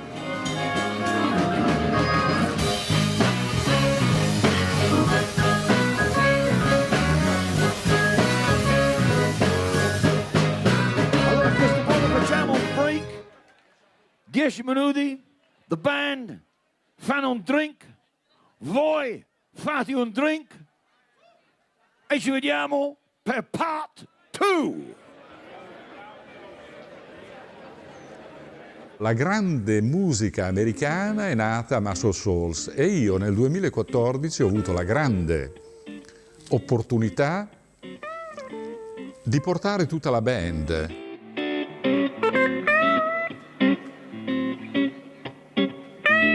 Ormai fa parte della storia della musica americana. Bob Dylan, i Rolling Stones che andarono a incidere uno dei loro più grandi album e Rod Stewart.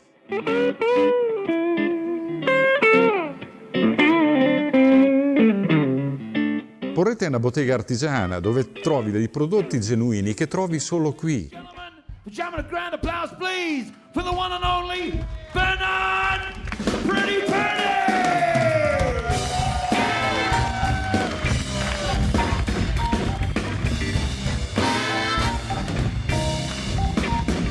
Si dice che abbia sostituito Ringo Starr in alcuni brani addirittura, da Aretha Franklin agli Steely Dan a Wilson Pickett, ha suonato veramente con tutti.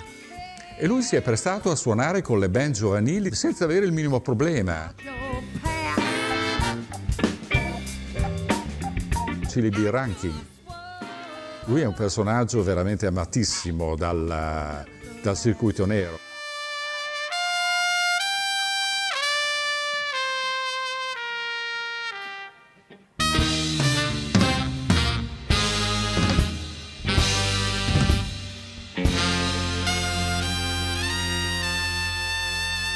I was born by the river in a little tent, and whoa, just like the river I've been running ever since. It's been a long time coming, and I know change gon' come. Nel 2006, dopo il disastro dell'uragano Katrina, abbiamo invitato una super band, i Neville Brothers. In any town on any night, there's a young man trying to fight for his life. Streetwise, walking on the shadow side, got a gun up in his chest.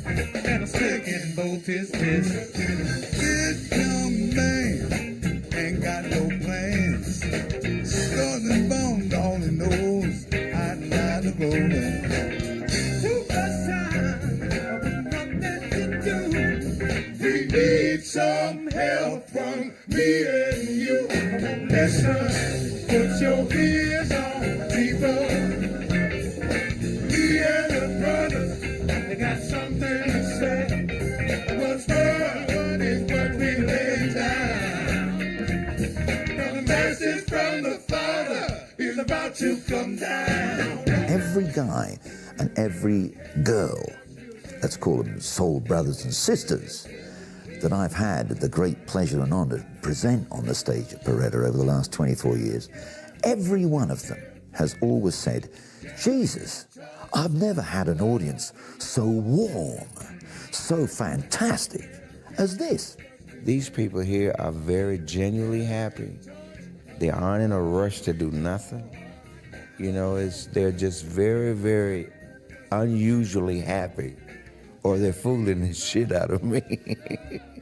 Excuse me. As a performer, you're amongst the public, and the public is amongst the performers. It's all very intertwined, you know? Could I get through right here? Could I walk through? Could I get through right here? Could I get by you? Could I get through? Keep doing what you're doing. Yeah, yeah. Nel 2006 doveva arrivare Etta James, poi purtroppo si ammalò e qualche tempo dopo purtroppo è scomparsa. Babe. Oh, girl, yeah, yeah, yeah, yeah, yeah. Check this out. You're as cool as the summer breeze. Per avere un nome di cartellone importante ingaggiammo Chaka Khan. Quando arrivò il manager, andò a Rufus Thomas Park e disse: ma scusate, qui dove sono la security, le transenne? Girl, with you, I'm in love with you. Io non la faccio salire sul palco, dico: guarda che qui le cose funzionano in un certo modo. Qui sono venuti da Billy Preston a Mavis Staple, Booker T and MGs, la Blues Brothers Band, non abbiamo mai avuto nessun tipo di problema. And as we've seen a couple of occasions, you know, recently, and I've seen several times over the last 25 years, the artist gets hold of the microphone and he just disappears into the audience. I've seen them disappear right up to the mixing desk, go around and spend about 20 minutes lost in the public.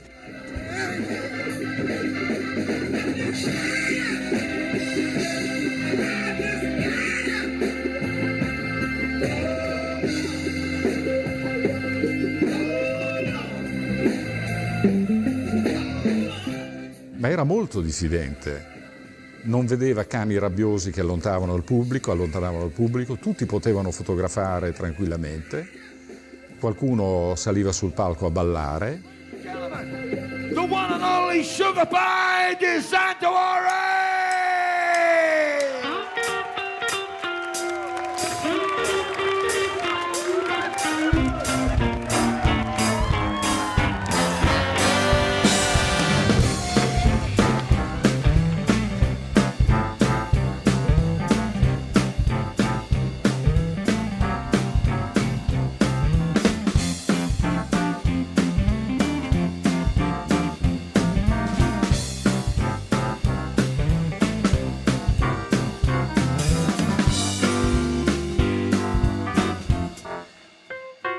Alla fine si è reso conto che Porretta veramente era un posto speciale. My red dress and the cleaners, but my ship don't steal it show. My red dress and the cleaners, yo, but my ship don't steal the show. It's fitting, yes, it's fitting, Lord, no. It ain't the back, it's good.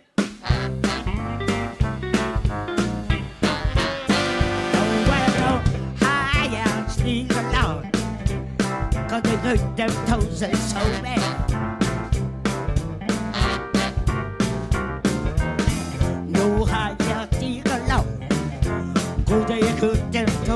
so bad.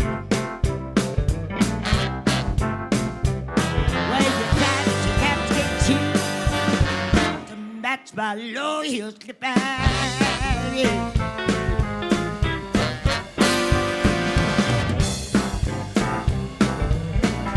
I've never seen a policeman at one festival, not one policeman. The marshal, the head of the Carabinieri, has now become a hippie. He's got an enormous, big, long white beard, long flowing white hair, and looks as if he's come out of a hippie commune, right? And he was the head of the police here. And he's the only guy that operates, security.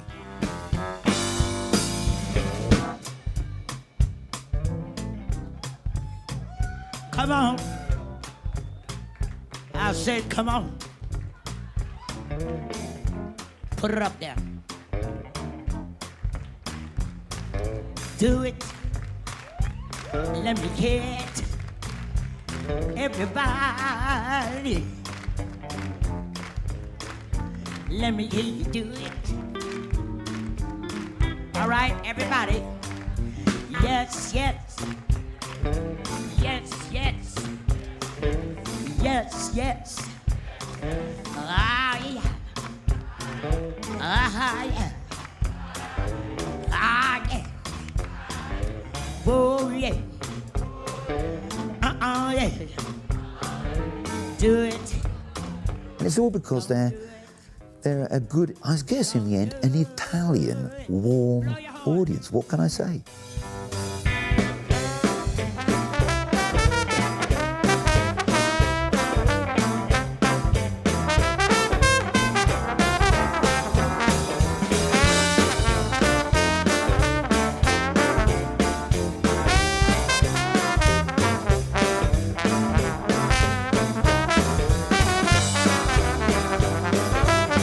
Actually, after discovering that I had talent, I made my first hit record in 1959. And that's when I knew that I had something, And it hit 1959, my first hit. That did it. Then I knew for sure that I was an artist, And from there, it just went on.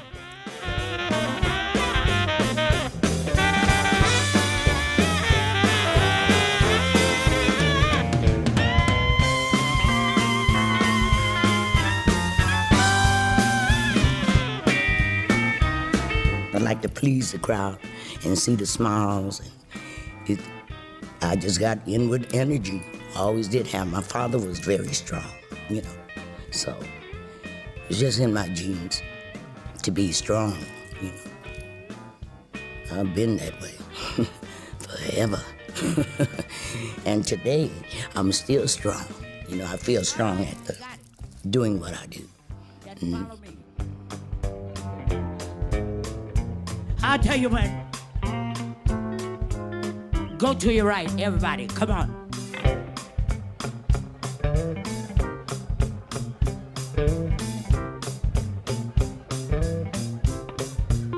Now go to your left.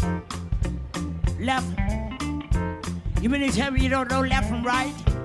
What's the matter with you? I said go to the right.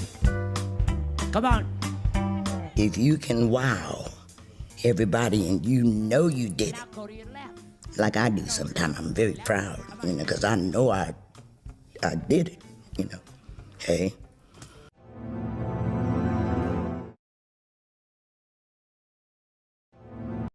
Nubian TV is a black network that speaks to your lifestyle.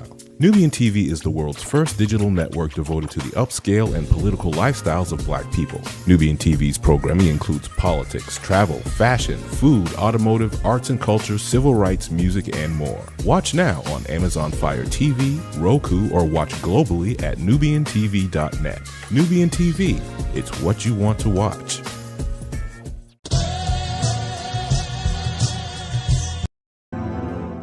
You know what? Sugar Pie last night, when she finished the show, she's on a high like anybody finishes a show when you get so much demonstration of love and affection. She sits down on the chair next to me, and she, as I sit in the thing, she pulls out a very thin ciggy, lights up a cigarette. You know, I think, wow, you're a dame, you know. And she finishes the ciggy, she puts it out, and she starts crying.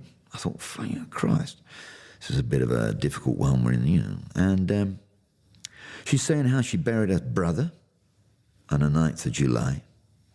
She's thinking, Jesus, I got to go back to that, going back to my home. And, you know, home it's not full of,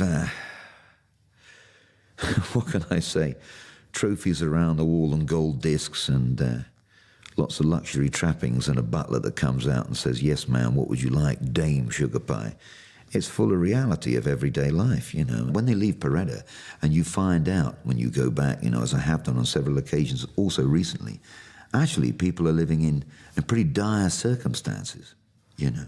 Well, to be perfectly honest, it's like a resurrection for artists such as myself, you know, that we were popular during the 60s, 70s, and 80s, you know.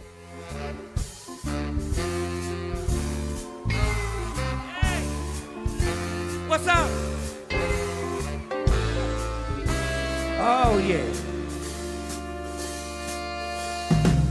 You never know how much I love you. Never know how much I care. When you put your arms around me, I get a feeling that's so hard to bear. You give me fever when you kiss me, fever when you hold me tight.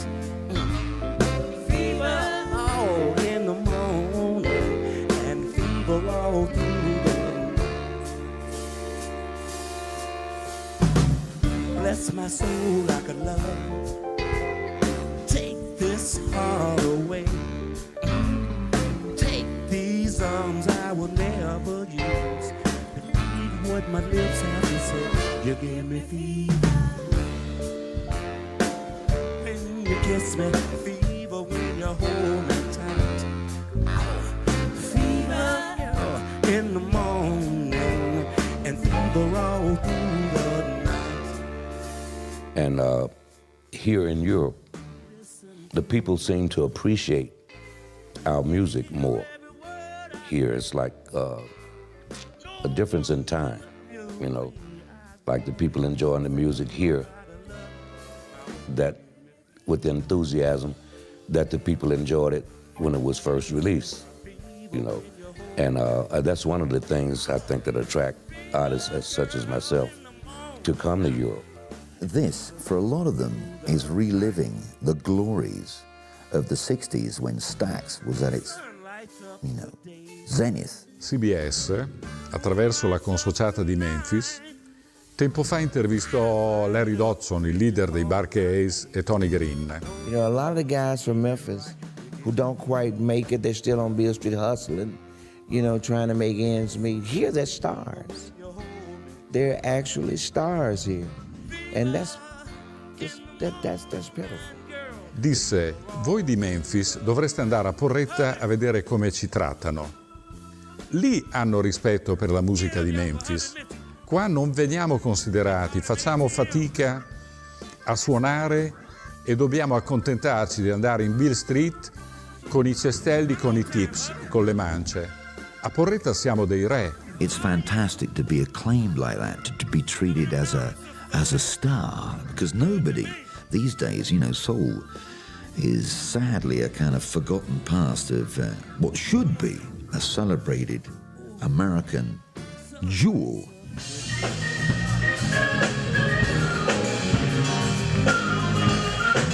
Qui è il leader del Seven Sound of the Stax. Prima volta qui a Peretta, ladies and gentlemen, facciamo una grande applause, please, down Milwaukee, US of A, Harvey Scales, all right.